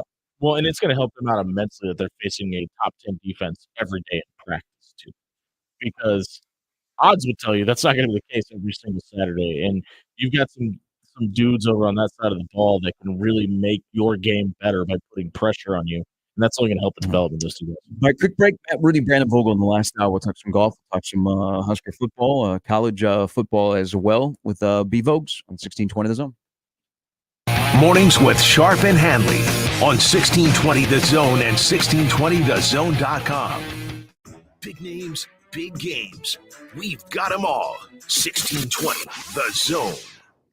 J-Tech Construction, the official exterior experts of the Huskers, offers exterior solutions that help you protect your number one investment. Whether it's roofing and siding or windows and doors, they're committed to excellence, quality, and outstanding customer service in every step of the process. When it's time to protect the exterior of your home, your choice is simple. Turn to who the Huskers turn to, J-Tech Construction. Check them out online and schedule a free estimate today. J-Tech Construction, the official exterior experts of the Huskers. At Cox Mobile, we know you're smart. You brush your teeth in the shower to save time, make coffee ice cubes for your cold brew, and wear goggles to cut onions. You also added Cox Mobile. So smart. Now you're running on the network with unbeatable 5G reliability and saving on your Cox internet. It's ingenious, just like you. Aw, thanks. Cox Mobile, the smart way to mobile. Cox postpaid internet required. Cox Mobile runs on the network with unbeatable 5G reliability as measured by Ookla LLC in the U.S. to H 2023. Other restrictions apply. Learn more at cox.com/mobile.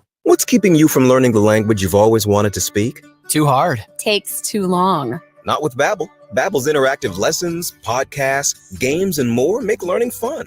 Fun isn't hard. Right. And in 10 minutes a day, Babbel's bite-sized lessons are designed to get you having real conversations in as little as 3 weeks. That's not long. It's not hard. It's perfect. It starts here. Go to Babbel.com to try for free. That's Babbel.com. Babbel.com. You're going to feel a puff of air. Jong's Optometry has set their sights on staffing up. Try the next line. Hey, Kim, can you tell our 2 o'clock we're running 15 behind? Sorry, we're a bit backed up today. He needs an optometric technician to keep an eye on it all. Where are the dilation drops? Indeed can help him hire great people fast. I need Indeed. Indeed you do. You can schedule and conduct virtual interviews all from your employer dashboard. Visit Indeed.com/credit and get $75 towards your first sponsored job. Terms and conditions apply. Are you the decision maker in your company? Consider this. For the first time in decades, there's a better option for a corporate card and spend management platform. Meet Ramp, the only corporate card and spend management system designed to help you spend less money so you can make more. Most corporate credit cards offer points as incentives, but those points amount to less than their worth in real cash value. Ramp's corporate cards offer you cash back, real money in your pocket. Plus, you control who spends what with each vendor, and Ramp software collects and verifies receipts automatically, which means you'll stop wasteful spending and close your books in hours instead of days. Businesses that use Ramp add up to 5% to their bottom line the first year. If you're a decision maker, adding Ramp could be one of the best decisions you've ever made. And now, get $250 when you join Ramp. Just go to ramp.com/sports. Ramp.com/sports. RAMP.com/sports. Cards issued by Sutton Bank and Celtic Bank, members of FDIC. Terms and conditions apply. Do you like to shoot fireworks? Would you like to get paid to shoot fireworks? J&M Displays wants you. Help shoot an Omaha Storm Chasers game, Memorial Park display, or any of the major shows in Western Iowa and all of Nebraska. If you like to travel, J&M covers Nebraska, Kansas, and most of Missouri. They offer free training and great daily pay rates, which makes it a perfect part-time job. Visit jnmdisplays.com and click the Join Our Team tab to find out more. J&M Fireworks. Now back to mornings with Sharp and Handley on 1620 The Zone.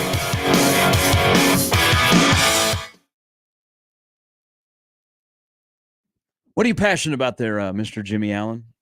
Professional wrestling. I've heard. Happer will be here in an hour. Are you passionate for a bald-headed man? Do you wear many? You don't ever see you in hats. You give me headaches.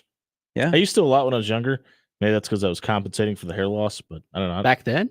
Yeah. Wow. Oh, dude, I've been going bald since I was like People 8. love themselves some debates about hats that their favorite college team wears. So Nebraska last night. Awful. Whoa.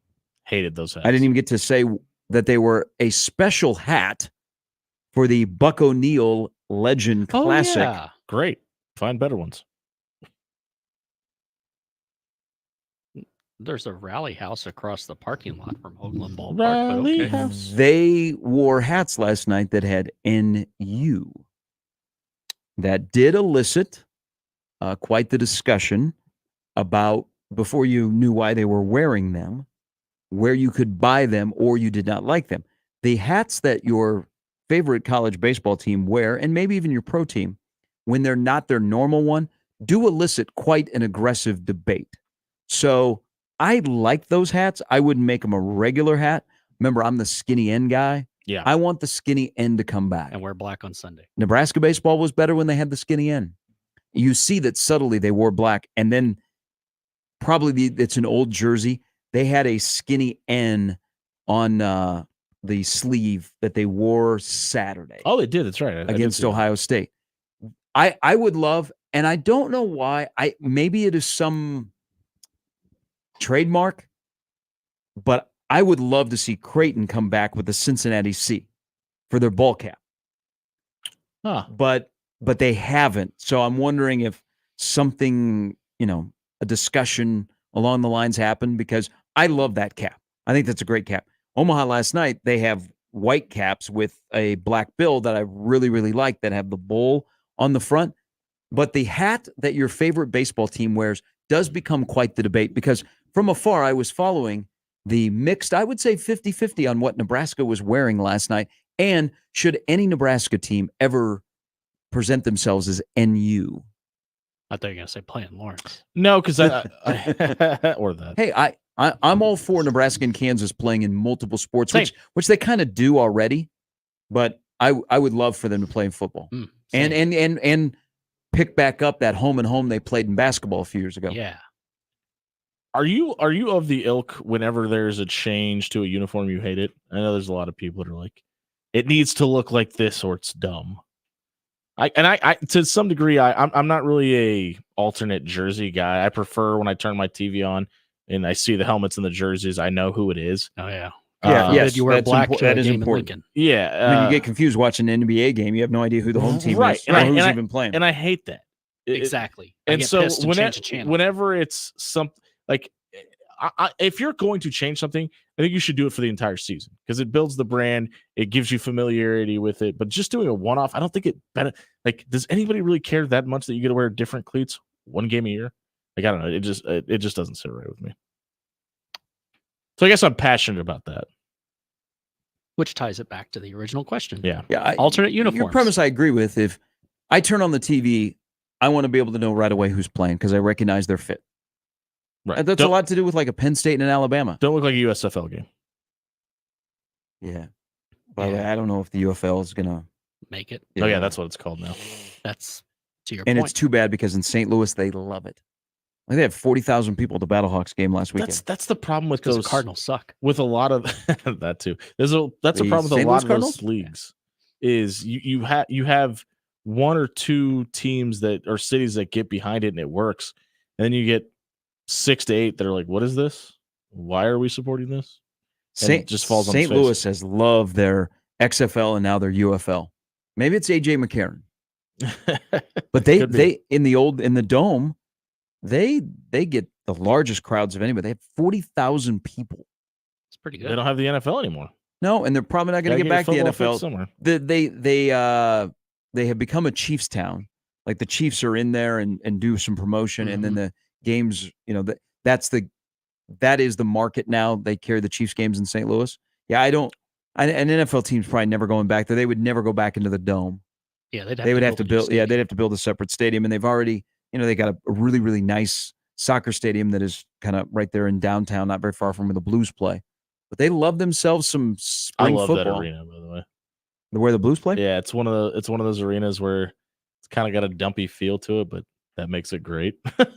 Something you said about Mega Saver earlier. It's so bad it's good.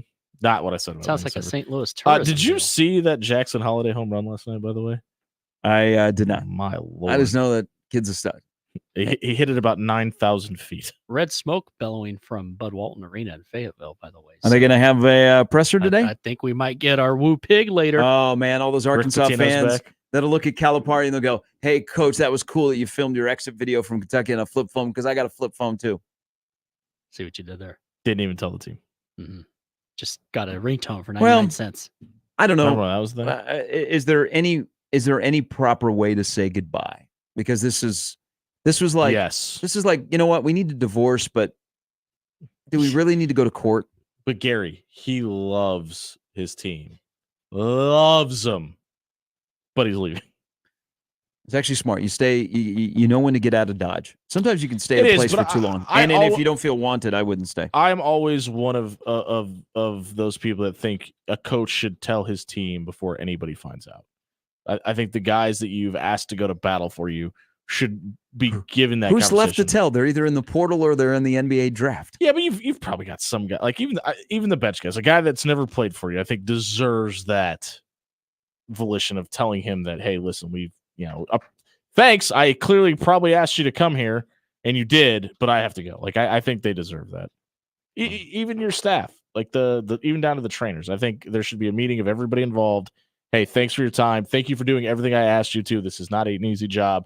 We're taking a job somewhere else. Thanks for your time. I think everybody deserves that. You're the anti-Bobby Petrino. Yes. Peace. I'm out. I'm going to Atlanta.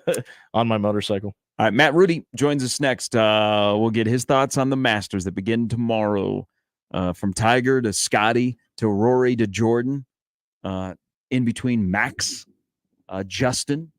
Matt Rudy joins us next. Brandon Vogel in the last hour on this Wednesday edition of Mornings with Sharp and Handley with Jimmy Allen and Jimmy Chavez in 1620 The Zone.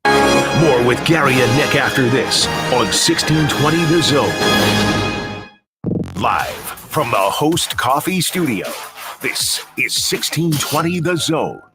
1620 The Zone. Traffic.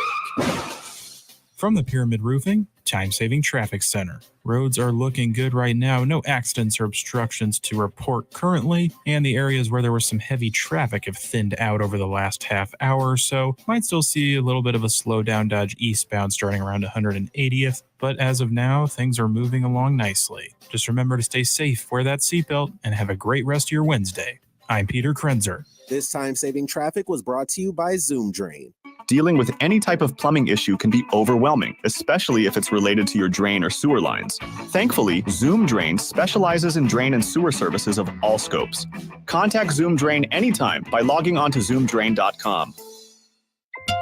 It's Champion's replacement window season, and we're celebrating with buy 2 windows, get 2 free. If your windows are drafty, difficult to operate, or costing you money on your energy bill, it's time to replace them. Champion Windows is here to help. Champion builds our own windows right here in the USA. We make the process easy. We help you choose the best design options for your home. We then build your project in our very own factory. Our install team manages your project every step of the way, and it's all backed by our lifetime guarantee. Turn your house into your dream home with more livable space in a new Champion sunroom, or enhance your curb appeal with new siding, now 30% off. Don't wait, this sale won't last long. Buy 2 windows, get 2 free, and 30% off sunrooms and siding. Call 877-GO-CHAMPION or visit championsavenow.com to schedule a free in-home estimate today. All discounts apply to our regular prices. Select styles apply. Minimum purchase required. Cannot be combined with other advertised offers. See store or website for details.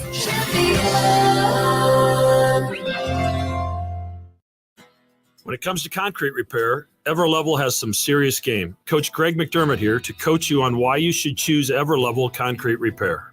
They've got the fundamentals to fix your cracked and uneven concrete, and their products will give you the best defense against future damage. It's a fraction of the price compared to replacement, and their solutions come with a long-term transferable warranty. Working with Everlevel is a slam dunk. Call Everlevel Concrete Repair today for your free inspection. Getting quality employees to fill positions in your company is essential, but finding those people can be a major hassle, unless you use ZipRecruiter. ZipRecruiter makes finding quality people a breeze. And right now you can try it for free at ZipRecruiter.com/radio.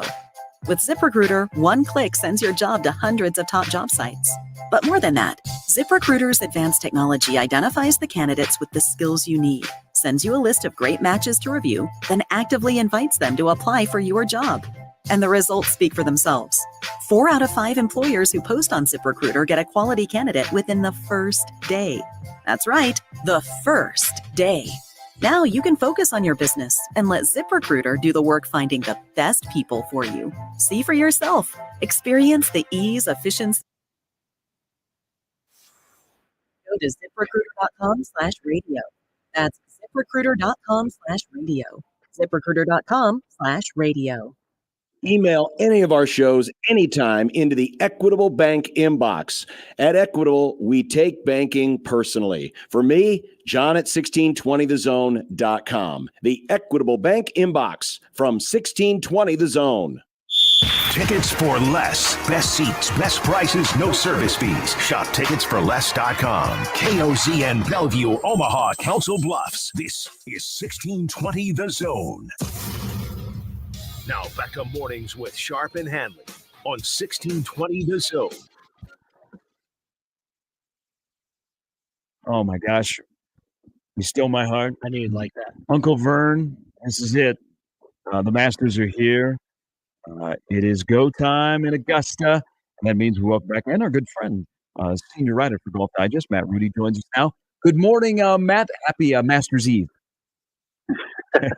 I have to tell you, nothing makes it feel like springtime than perfect weather and perfect conditions and the Masters. So it's definitely it definitely feels like the year is starting. Hey, you know, we hear we've seen the CBS commercials ad nauseum now for about 3 months, especially in places where it's been really cold during the winter. You hear Jim Nance's voice, you hear the theme. You might have gotten the Masters food packet that shows up at your house and lets you, pimento sandwiches and everything else. So now we're ready to go. But before we talk about what's about to transpire over the next 4 days in Augusta, it's great to see the world's best players, but this is the first time they're getting together. Are we getting any closer to a resolution on getting the PGA and the LIV guys all back under one umbrella?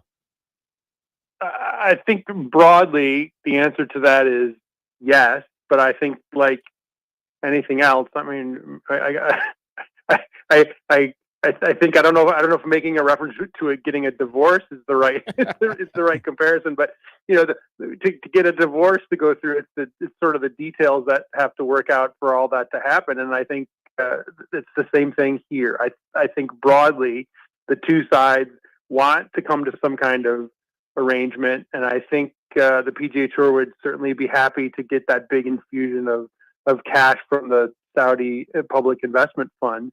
I think the devil is in the details. How do you account for the players that took the cash? I mean, do you open the door and say, come on back in and play in whatever tournaments you want to play? I mean, do they have to pay some of that money back? Do the players that didn't go, do they get some kind of payout for being loyal? I think it's the kind of locker room details like that are one stumbling block, and I also think there's kind of a U.S. government compliance kind of deal that everybody has to go through. They have to figure out what kind of hoops need to get jumped through to make this all work, for legal reasons. So I think if it was as easy as snapping fingers and I think everyone would like to put this behind them because there's so much negative attention on the sport. It's become so obsessed, talking about money and who's got how much money. And I think what you're seeing in some of the ratings, the television ratings, isn't so much the lack of firepower or star power on the leaderboard. I think there's some fatigue with fans hearing about all the money all the time. How close do you think it is to happening, like to getting to that finish line of the merge or some sort of agreement on what it should look like? I would guess that the framework exists, and it would, if they can get all the details worked out, they could just flip the switch. I don't know that there's any super hurry to do anything. You're not going to make those changes right in the middle of the season anyway. I don't know that players are all of a sudden going to start playing in events in June, July, August. If you can get something organized and have it ready for the beginning of a season coming up, that seems like a more logical way to frame all this and launch it all. Matt Rudy joining us.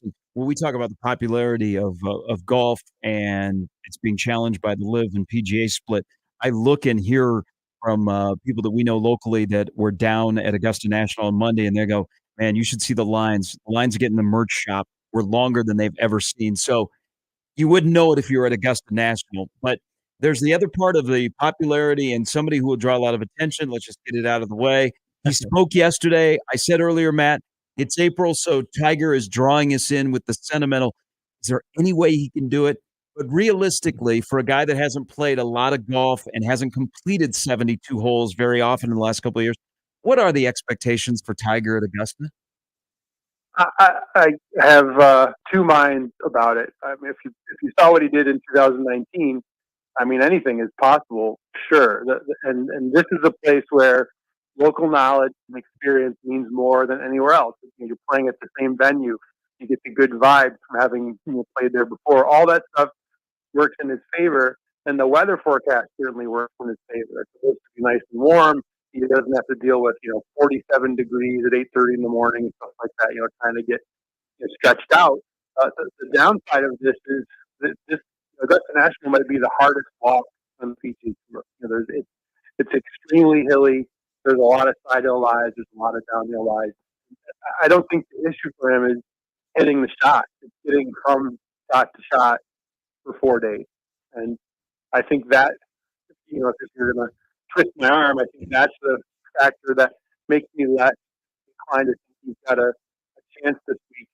Because I just think it takes some days and weeks and some rounds on your legs to get your body in shape to be able to handle this. So I don't know if that part is going to be where it needs to be this week.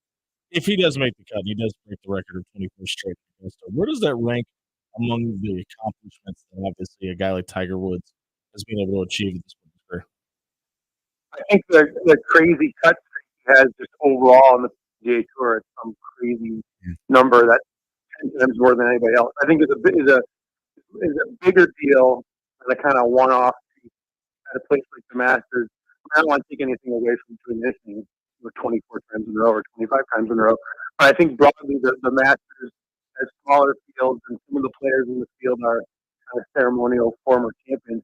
I don't think it's as impressive as a cut streak like that at the U.S. Open or at a larger event. But I think you can pretty much, all you need to know about Tiger is what Scotty Scheffler's doing right now, for example, with his ball striking. Every single time you hear people talk about it, the caveat is, well, yeah, this is as close as we've gotten to peak Tiger Woods. So, he's the frame of reference for every golf record we talk about now. So, that's a pretty impressive career accomplishment. With that being said, what would be more surprising this weekend, if Scotty Scheffler struggles putting or if Rory McIlroy is able to complete the Grand Slam? Wow, that's a good question, and I heard some really good. Steve Elkington had some really good analysis on this yesterday, and he said that the one thing that makes putting look better or worse at Augusta National is how good you hit the ball from the fairway. Because if you're in the correct, in the correct tier, even if you're having a mediocre putting week, if you're on the right tier, your putts can be up near the hole, and you can escape having a mediocre putting week. If you're not quite as precise with your approach shots and you're struggling with the putter, then you can look silly. That's when the 3 putts happen and the 4 putts happen. So I know what Scotty Scheffler can do with his irons, and I think the iron play can offset even a sort of a mid quality putting week. So my money's still on Scotty Scheffler. Probably the answer to this question, if you had the answer, you would be doing something different, and you would be in the world of psychology. What is it with Rory? The old girl seems to have his number on the first 2 days. Why does Rory get off to slow starts? And then on Sunday, he's my favorite tied for 22nd guy that makes a run. Why can't we do that on Thursday and Friday? What are they in gambling? Was that the door cover? He's the king of the back door cover. I think the psychology of the low round is pretty easy to identify, because if you're out of it and you can just fire at everything, I don't think someone like Rory or someone like Tiger, someone with the career record that those players have, they're not particularly concerned. They're not out there grinding to finish third or, grinding to finish eighth. Winning is what they want to do. So I think it lets players like that play more free later in the weekend, because, they don't need the money. They're not going to make the mortgage payment with the difference between finishing eighth and finishing second. So I think that's the part of being free on Sunday. And I do think the weight of the career Grand Slam is the bigger thing about Augusta National versus Augusta National itself. Winning this tournament means he has climbed the next particular Mount Olympus in his career. And I think that's what weighs on him. And honestly, he's having major championship troubles broadly. And I do think we should keep it in perspective to understand that a career like he's had, even if it ended today, would be, he would be one of the 15 or 20 best players ever, and winning 3, 4, 5 majors in a career is an enormous accomplishment. We've just been spoiled by what someone like Tiger's been able to do. So, I can understand the attention because of how good he's been, but expecting players to win majors, that's something that we should probably reserve just for that Tiger era. We've seen Augusta make lesser known golfers a little bit of money and also kind of raise their star power a little bit. If there's someone who has the ability to captivate the audience this weekend that maybe not be well known or have as many endorsement deals before this weekend starts, but have a few afterwards, who would that be? I think that Sam Bennett did it last year, the Texas A&M golfer who was an amateur who made the cut, and it's amazing how much value there is just being on TV for the weekend. I mean, if you could call Ludwig Aberg a under the radar guy who made a Ryder Cup team as a rookie, if you weren't watching much of that Ryder Cup, when you see him play, it's really impressive. Just visually, it's impressive to watch him play. And I don't know if it's going to make him any more money in endorsements. He's already pretty rich, but that's the kind of player that Victor Hovland has kind of become over the last couple of years. You're getting to see another one kind of emerge right in front of you. So that's a guy who's fun to watch. Matt Rudy from Golf Digest joining us. So Rambo is back, and we haven't. I mean, it's very rare that you repeated Augusta, and no one's done it since Tiger did it in 01 and 02. And Rahm and Koepka last year, that was fun.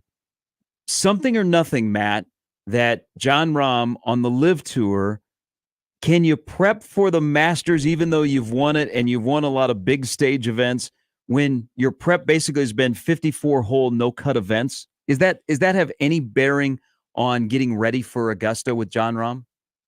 It's a great question. I don't think it has bearing on someone like Koepka, for example. He won the PGA last year playing kind of the limited LIV schedule that Rahm is experiencing this year. But I think the particulars of Brooks Koepka in majors and the particulars of Brooks Koepka's body, the fewer number of rounds and the easier schedule, those are benefits. I don't know if Jon Rahm has figured out yet exactly what this prep should look like this year. I mean, I think that's a learning curve that he's going through. And do you need to be cranked up emotionally and go through kind of a lot of the emotional barriers and the pressure that comes from winning big events week in and week out to be ready for majors? I think some players would say yes. Some players would say no. I think where we are with Rahm, we don't know what the impact of this completely different schedule for in his life for the last 3 or 4 months is going to mean for major prep. He's a fiery guy. He's an emotional guy, and having to answer contentious questions in a press conference the week of a major, those are all new things. So it'll be fascinating to watch how he reacts to that. Phil Mickelson hasn't had a top 5 finish since finishing second in Masters last year. What are your expectations for him this week? Well, he number one, his body is in better condition now than it's been. Maybe even in 20 years. And he certainly doesn't look like a 53 or 54-year-old, and I can say that as an almost 52-year-old. I envy the shape that he's in, and clearly last year he played great, finished second. I don't think there's any physical reason. He hits it far enough, and he knows the golf course intimately. I mean, he and Tiger clearly are the 2 guys who played more high-pressure rounds there than anybody else. I don't think any physical limitation for him to do something like that again. Again, with the LIV piece, it's just hard to evaluate form. You just don't know.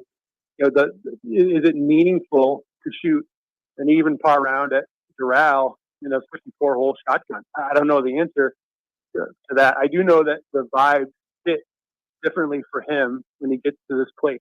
So if you're going to put money on a 54-year-old to contend at a major championship, this is the place you probably want to do that. We've been talking to you for a long time ahead of majors and other big golf news, and we're required to always ask you about Jordan Spieth because, Matt, you and I have talked, and he's a conundrum ahead of, it seems like, every single major, and you have no idea what's going to happen. But this year I'm watching him, And he gets off to a really good start. He finishes tied for 6th at the Phoenix Open. I'm like, this is great. He was playing well at the Genesis, and then he signed the wrong scorecard. And then now he's got 2 missed cuts of late. And I'm thinking, man, 2015 seems like a long time ago, but I can't quit Jordan Spieth. Can you walk us through what you think might happen this week? You know, my Golf Digest colleague Joel Beal wrote a really good story this week about Scotty Scheffler, and ironically, those guys have played a lot of golf, grew up right near each other. They play a lot of golf together casually, but they're as different as you can be in terms of how they play. Scotty Scheffler, his golf is borderline boring. He hits the correct shot every time. He doesn't get super high emotionally. He doesn't get super low emotionally.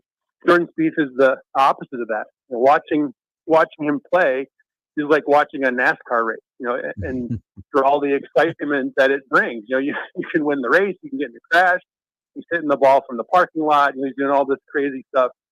And I think it really reminds me of earlier career Phil Mickelson, and in the sense that anything can happen. And I think there's just way more variance in his results than other great players. And I think a piece of that is that he has to play really up to the, near to the apex of his ability to be competitive with the guys that can hit it farther than he can. So he has to take more chances, I think, than someone who can carry the ball 25 or 30 yards longer, easily. So, with that knowledge, I think you have to do things a little bit differently. You have to go for shots a little bit differently. Scotty is a good 20 yards longer than Jordan is, and that's real. That's a factor to consider. And the shots that you have to try, are different when you don't have as much in the tank. And that's certainly not a knock on the career that he's had. And he certainly is a player that can win more majors. I mean, Zach Johnson has 2 majors, and Zach Johnson can't hit it as far as you can. So, that's not everything, but I think that variance is the bigger deal. And, to look at it and say, Jordan Spieth wins, say, 2 more majors in the rest of his career, I think, again, that's a first ballot Hall of Fame career if he wins 2 more majors in the rest of his time doing this. Hey, we always appreciate it. If it's not Scotty Scheffler on Sunday while the sun is setting, who will it be to win the 2024 Masters?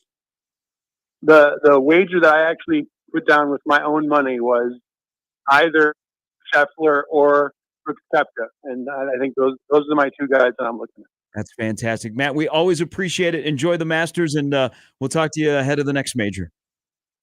You bet. Thanks. That's Matt Rudy, friend of the show. Great information there from Golf Digest, where you can find his work, the senior writer.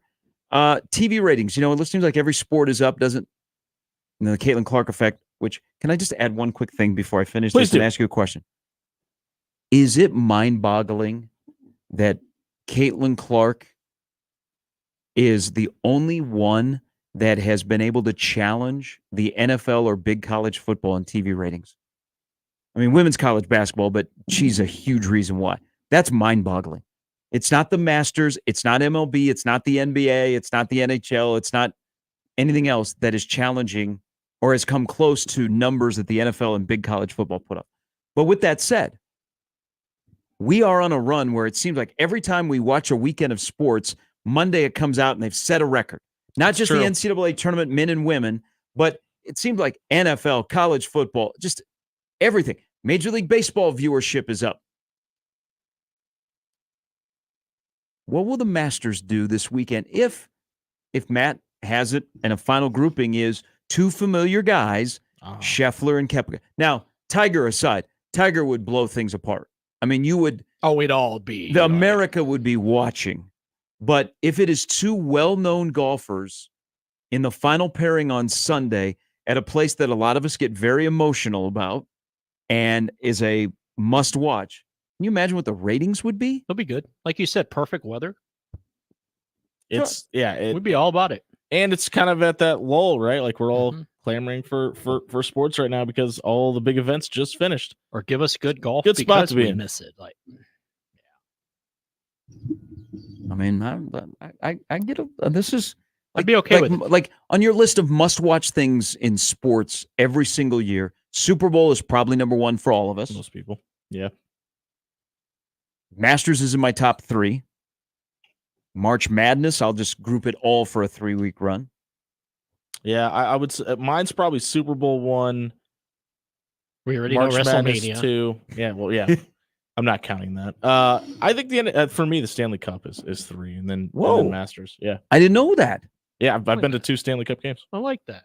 Whoa, look at you. Love hockey. Go get yourself some. A good Jimmy old Allen hockey game. Bringing the NHL to Omaha. I would when that came out, I was like, don't do this. Don't give me this dream. You're Please don't do budgeting this. season tickets. Yep. Which kid's going to get That was to a go. real thing that happened, by the way. I was like, oh, the average season ticket in the NHL. Like, I actually did that math. That really happened. Who do I email? I'm in. Yeah. All right. Brandon Vogel's coming up here in a little bit. The Masters tomorrow, the par 3 contest is today. They had the champions meal last night with Rahm. Phil Mickelson actually looked like he was engaged. Look at you've been hitting the gym, too. He said, Rahm, 30-1. What do you got? Where's Shohei's guy? How do I put a bet in? Ooh. I introduced him. Wow. Wouldn't that be something? I mean, it's two of a prestigious event with Bill, the patrons. Shohei, That Liv. That Ipe is spotted in the crowd. He's just got a little notepad. What if he's inside the ropes with Mickelson? You just see him put something in Phil's pocket at one point. We don't know what it is. Don't overlook the fact, and you know, I mean, with Mickelson's history, being able to gamble on sports also has helped the viewing numbers.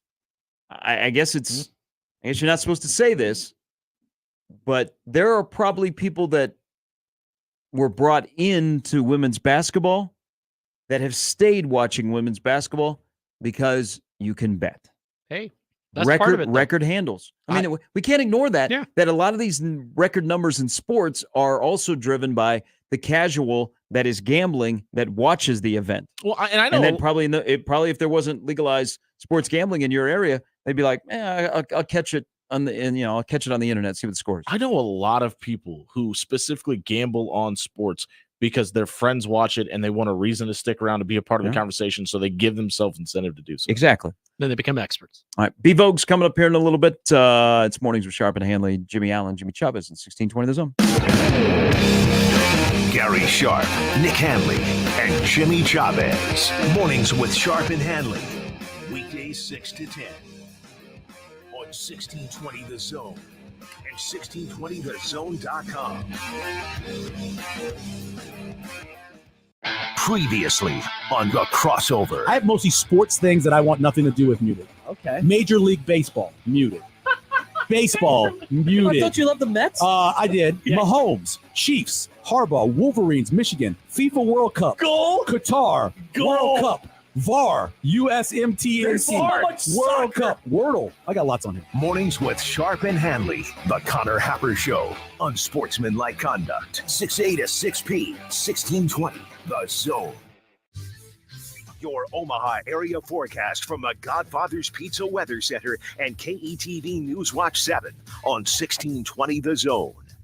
Another mild day ahead for Wednesday. Expect partly sunny skies for the majority of the day. Southwest winds will shift more northwesterly in the afternoon. Not too breezy with gusts 15 to 20 miles per hour possible. Can't rule out a stray sprinkle after 4 p.m., but most will stay dry. Highs in the low 70s. I'm meteorologist Sean Everson from KETV News Watch 7. Certified Transmissions built its reputation on the job done right. It means hard work, honesty, and integrity. And together, we ensure our customers leave satisfied and worry-free. Certified Transmission, the job done right at the right price. We're going abroad for the first time in years, to Spain. But we don't speak Spanish. So we started using Babbel. And started learning Spanish fast. With Babbel, you can start having conversations in another language in just 3 weeks. Babbel's conversational method teaches you real-life words and phrases. And with Babbel's interactive bite-sized lessons, you'll remember what you learned. ¿Cómo te llamas? ¿Cómo te llamas? ¿De dónde eres? ¿De dónde eres? When you learn a language, you want to actually use it. Babbel is designed with that goal in mind. In just 3 weeks, we're starting to have conversations in Spanish. Estoy muy emocionado para ir a España contigo. Aw, he just said, I'm very excited to go to Spain with you. Nos vamos a divertir mucho. And that means we're going to have a lot of fun. Sí. Gracias, Babbel. Babbel, language for life. Celebrating 10 million subscriptions sold. Now try Babbel for free at Babbel.com. Just go to Babbel.com and start learning a new language today. That's Babbel.com. Babbel.com. Don't miss this week's Zone Deal. This week's half-off deal is Cops. Receive 2 $25 gift vouchers for just $25. Cops makes delicious pizza, fresh salads, and tasty charred wings. For the basic menu, click copspizza.com. And for the extended menu, visit them at Shadow Lake Town Center, 180th and Center, and the newly reopened 72nd and Jones locations. Zone deals go fast. 9 a.m. Friday, 1620thezone.com. Hey, baseball fans, join the Blur Tailgate at Hilton Omaha this June for our 12th annual hospitality event during the College Baseball Championship Series. Book an experience for your clients or employees with an inclusive bar, buffet, TVs, music, and tailgate games. Secure your spot today and let Blur Events take care of all the work so you can enjoy the day. Plus, we're just steps away from Charles Schwab Field. Visit blurevents.com to book your group, buy tickets, or learn about sponsorships. That's blurevents.com, your college baseball and football tailgate destination. Now back to Mornings with Sharp and Handley on 1620 The Zone.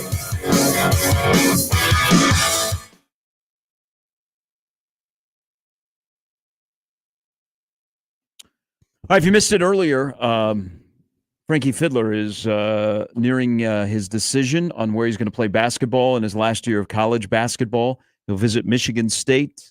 His official visit begins Friday.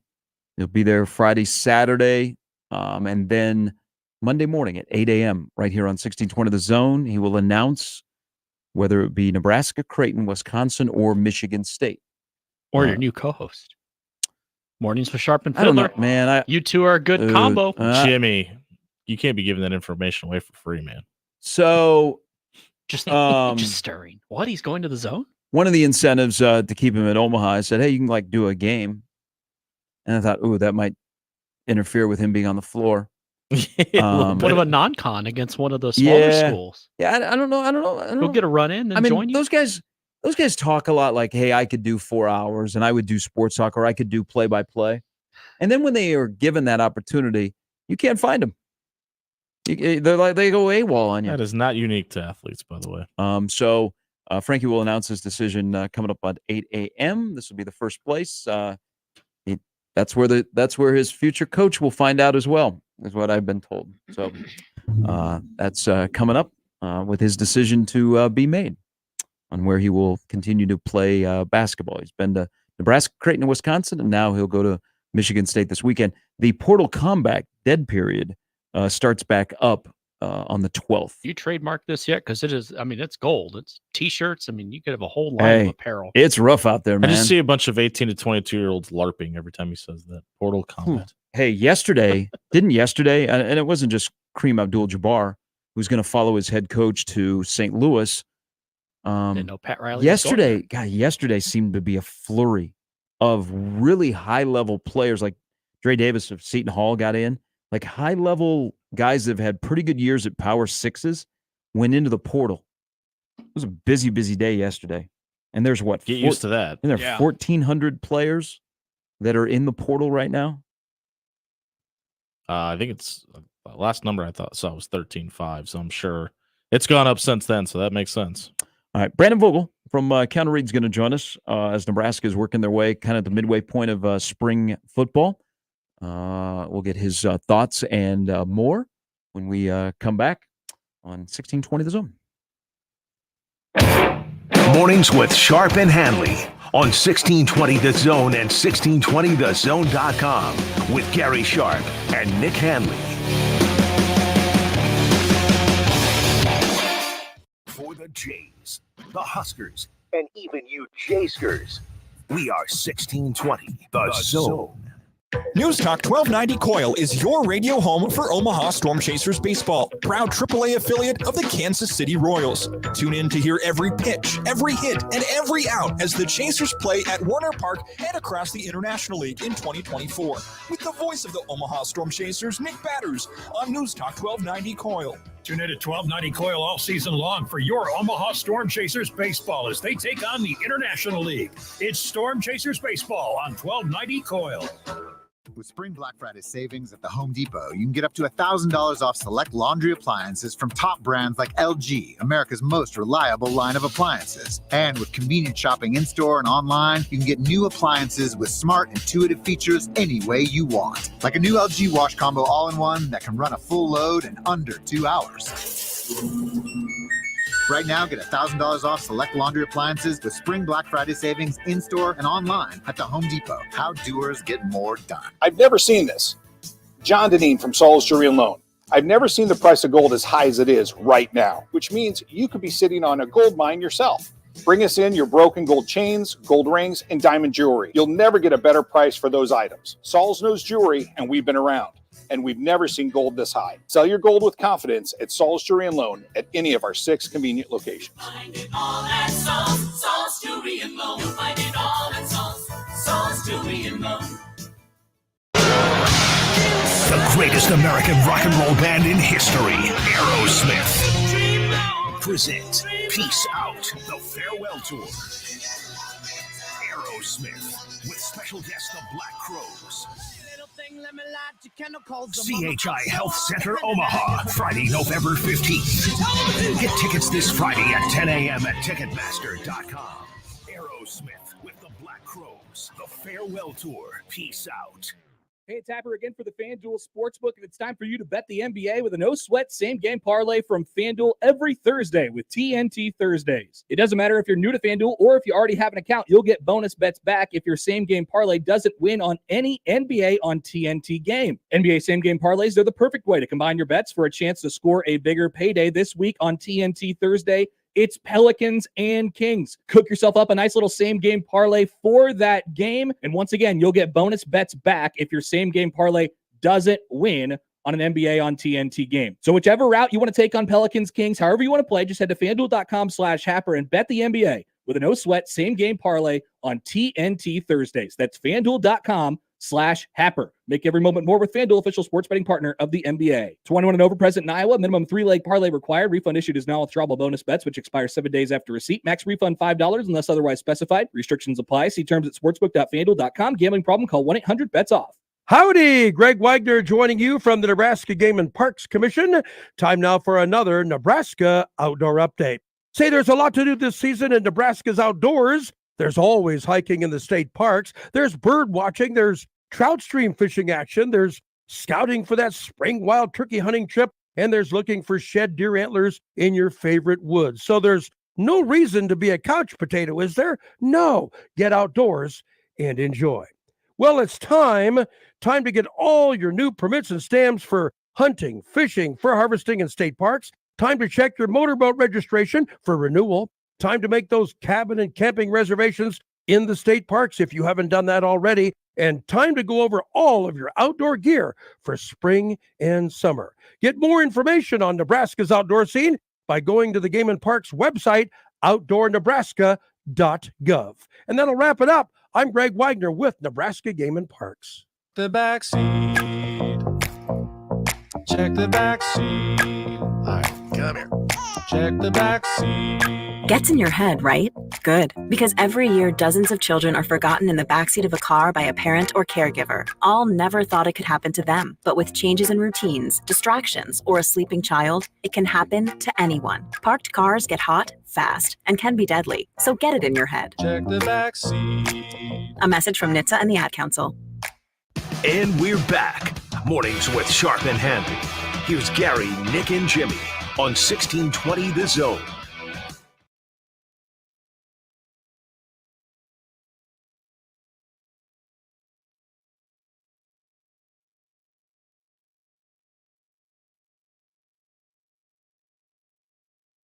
Jimmy Allen has been nice enough to sit in for the last. Thank you, Jimmy. You're welcome. Has been. Forgot that little red button right there. Some people call me the Al Roker of 1620 Zone. I sit in for the last hour. But enough about what Dan calls you. Let me know when Brandon is available. Al Roker? Yeah. Hit the button. He sits in for the last hour of the Today Show. I'm sitting in for the last hour of Sharp and Handley. Jimmy Allen, Al Roker, handshake me. That's a good one. Okay. All right. Nobody's ever referred to you as the Al Roker of 1620s? Never. Okay. Funny thing is, he has several emails in his Equitable Bank inbox saying that, hey, so the Al Roker 1620s with you. I'm going to get a shirt made. The Al Roker. Even when it's Al Roker, it's still AM radio. Followed by, what the hell does that mean? You know what? This place could just be printing money with merchandise. Last week, you started ablaze with a bad take, and now I think you may have had a walk-off here. Which one? Al Roker. Which bad take did I start the week off? I can't remember. There were so many that first day. You've actually slowed down. You've gotten better. Thanks. It's been enjoyable. It's the only reason I want to be here. I just want to get better. I just want to be Gary Sharp when I grow up. No, you don't. Let's welcome in our good friend who Not a moment some too of us like to be as talented a writer as he is from counterread.com. Brandon Vogel joins us. Good morning. Good morning. How are you? We are doing well. There's a lot to digest through early spring football because now attention has ramped up, and we got another availability yesterday. When you look at three groups, they're having the Nebraska Spring League. You hear about coaches are able to coordinate and be more involved, and players are playing with different guys they wouldn't probably play with normally, because if you're the third string guy, all of a sudden you're with first string guys, so you're getting used to playing with them. Is this whole spring just about developing depth? I think it might be. And there's a lot that's interesting. I think about the kind of spring league approach that Nebraska has taken. The part that's jumped out to me the most is something you mentioned there is, it's not first string, second string, third string. And we know they've got this elaborate draft set up. This whole thing that requires multiple updates a week just to let everybody know what's going on with the rosters. But so you might have an Isaac Gifford, who Coach Cooper called maybe one of the best players in the country yesterday, playing alongside a true freshman in the secondary, or an underclassman who hasn't seen a ton of snaps. And I think that's interesting, in terms of elevating the entire level of the team, but also in terms of building depth. You talk through these ideas a lot, and it seems pretty simple at the base of it. And I think it kind of comes down to the staff really believes you get better by just playing the game. So they're going to play as much of it as possible, as opposed to practice as much of it, which is interesting. When we talk about those three levels of the defense, and we've heard from the majority of those position coaches already, which group from the defensive line, linebacker, secondary do you think has the best chance of taking the next step forward? And who do you think has the best chance of regression? Good question. I would put the D line at the top this year. I think you've got two of your best players on either side of the ball up there, or most proven, and also probably the best in Hutmacher and Robinson. You've got a lot of interesting young talent that we saw play as true freshmen in a couple of cases there. So I think that's the group with the highest ceiling. And then I think in terms of regression, linebacker, just based on the number of moving pieces there, in terms of the veterans that Nebraska lost there. Although I don't look at the defense broadly and see a group where I'm like, yeah, you got to expect them to take a step back. If I have to choose one, it's linebacker. But I wouldn't expect a major regression from that group at this stage anyway. Last week, we talked about the defensive guys saying, we want to be the best defense in the country. And then a guy who I think is a rising star in the coaching profession, and Evan Cooper, he just doesn't say things to say things. He said Isaac Gifford is one of the nation's best, and you're going to see it. We know that Isaac Gifford is very important to Nebraska and has developed in the last couple of years, and his role last year was more defined. When you hear a position coach who I think unitarily we really like says that about one of his players, your immediate reaction is what? It certainly makes you scurry back, or at least did for me, to kind of look back in a little closer detail, not just to the end of the season stat sheet, at some of what Gifford was doing. It also made me think of, at Southeast, obviously his brother had a very successful career at Nebraska, but there was kind of a stretch there where it was like, is he not? Are they gonna be in? So it kind of made me think of that too, of when you just look at both Gifford brothers and the success stories that they are, and their recruiting, it gets, there's some interesting implications there. But for Cooper to say that, he's not one of the coaches that is going to have that guy, I think, every year where he's like, yep, now next year, this guy is one of the best in the country. I mean, if they do, he's doing a great job, and the coaching staff in general is. But I think getting Gifford back in the offseason, because I think after that Iowa game, I would not have made that the most probable outcome based on what I was hearing, is maybe, I don't know. It probably is the biggest pickup of the offseason. One of the guys they're not getting back is Omar Brown, and he was obviously a pivotal point of that defense last year. Who do you think takes that spot? Good question. It sounds like, I thought Cooper's comments yesterday on Hartzog were interesting too. A guy we talked about last week. So he spent some time in that safety spot, and Coop said he needed to apologize to him for the amount that he moved around. That kind of perked my ears up a little bit. If he's your full-time safety, maybe you kind of look to him to do some of those things. I mean, if you look at a safety that's presumably Singleton and him, I would feel pretty good about it going into the fall. So I think Singleton's obviously missing some time, but I think trend line up for me a little bit from where we were a week ago with Hartzog, with this information that Coop shared yesterday. Brandon Vogel from counterread.com joining us. Internally, this spring, leading into the spring, and now that they're in pads, they raise the expectations. Do you get any sense whatsoever? And we all know the word Kool-Aid is thrown around. Do you get any sense that while they've raised the expectations internally, that the expectations externally with media or fans have been raised? Good question. I think naturally this time of year, no matter what the perceived reality of Nebraska football may be, it swells a little bit. I would say it maybe trails the internal expectations, optimism, how you want to put it, just based on Nebraska's track record. There have been teams, and I look back to that 2019 season where things kind of got out of control a little bit going into Frost's second year. I mean, that team, I don't remember if they started in the AP Top 25 or were just right on the brink of it, but that wasn't based on a ton other than it had just happened at UCF 2 years prior, I think, in retrospect.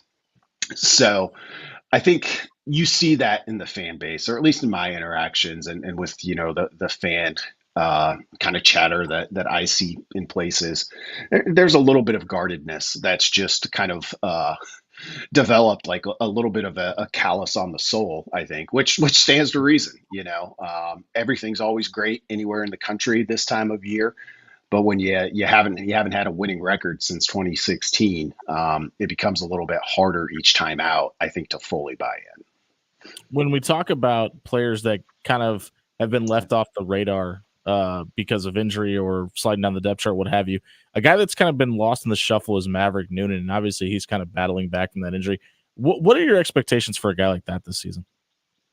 Yeah, that's a really good call. I mean, I think we saw he was right in that group with the other true freshmen that we saw, kind of at that jack linebacker spot or D line, depending on how they used them. So I think he slides right back into the rotation there.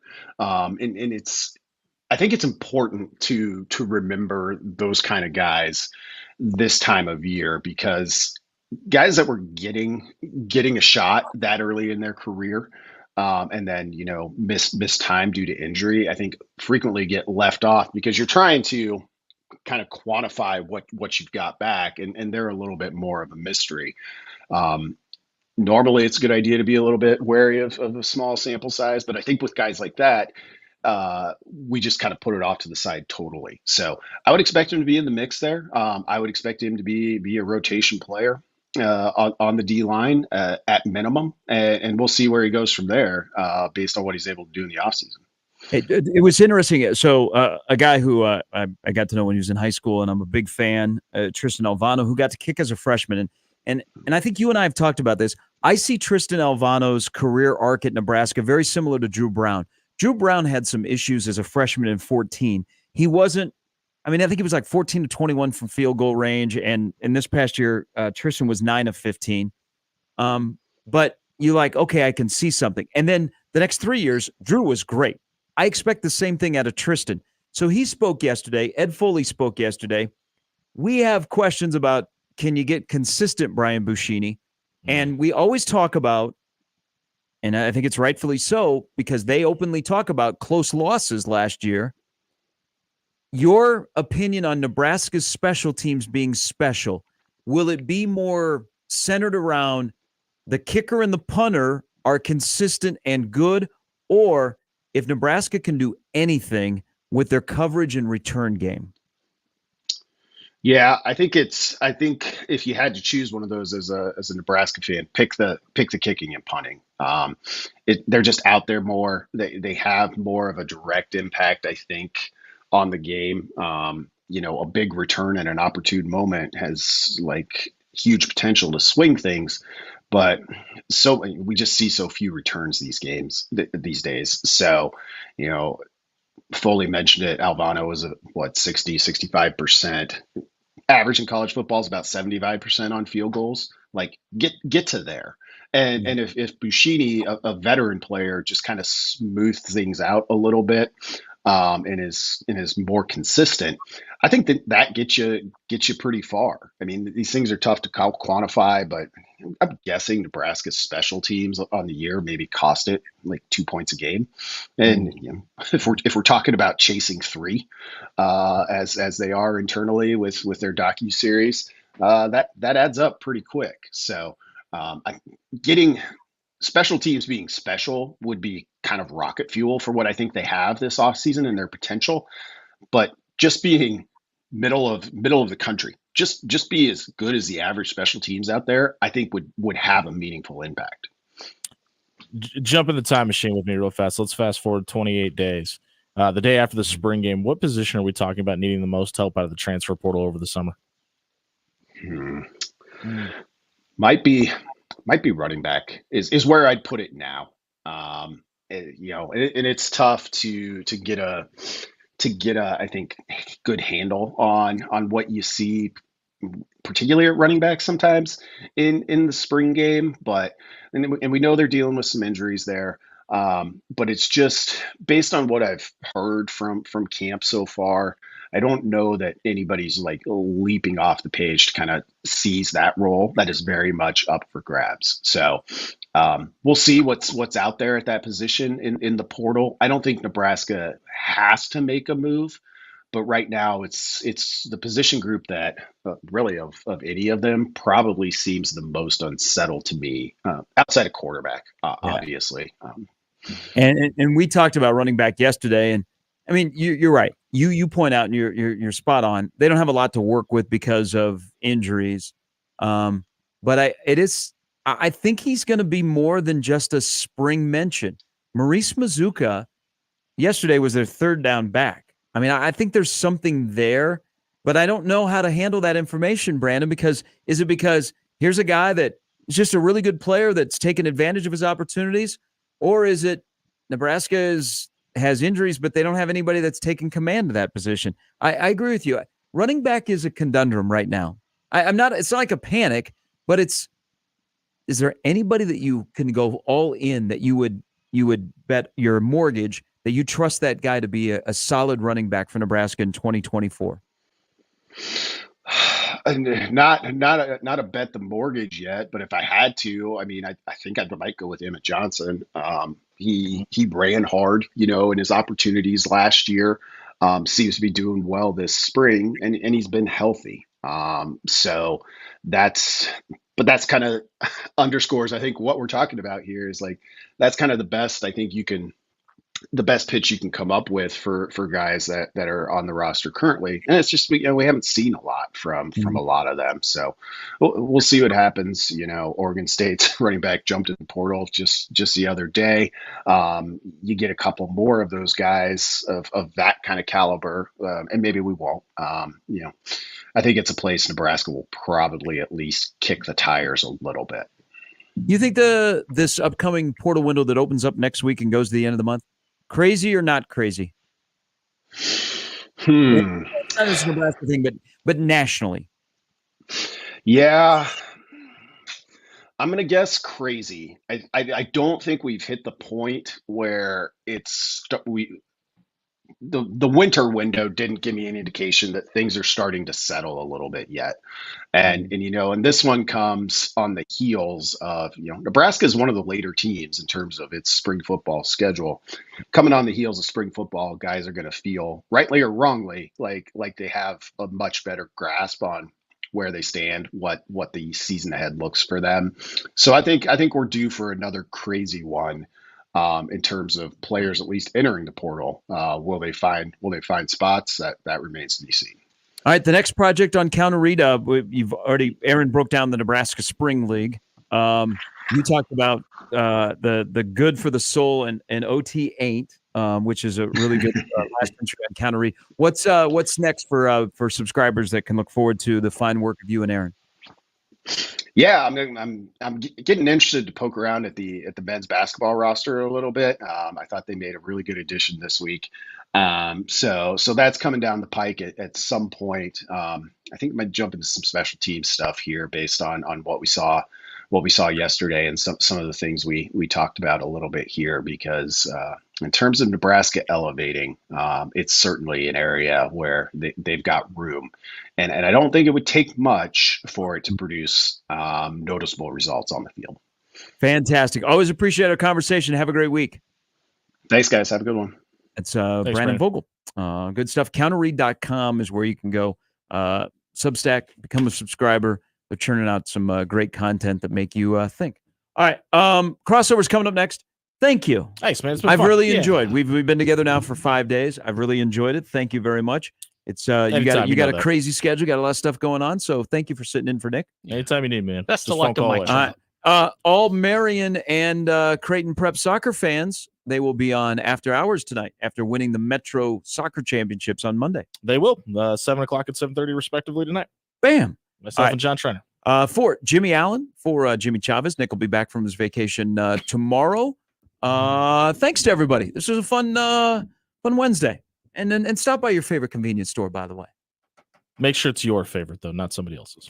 We'll talk to you tomorrow at 6. Crossover is coming up next on 1620 The Zone. Live from the Host Coffee Studio, this is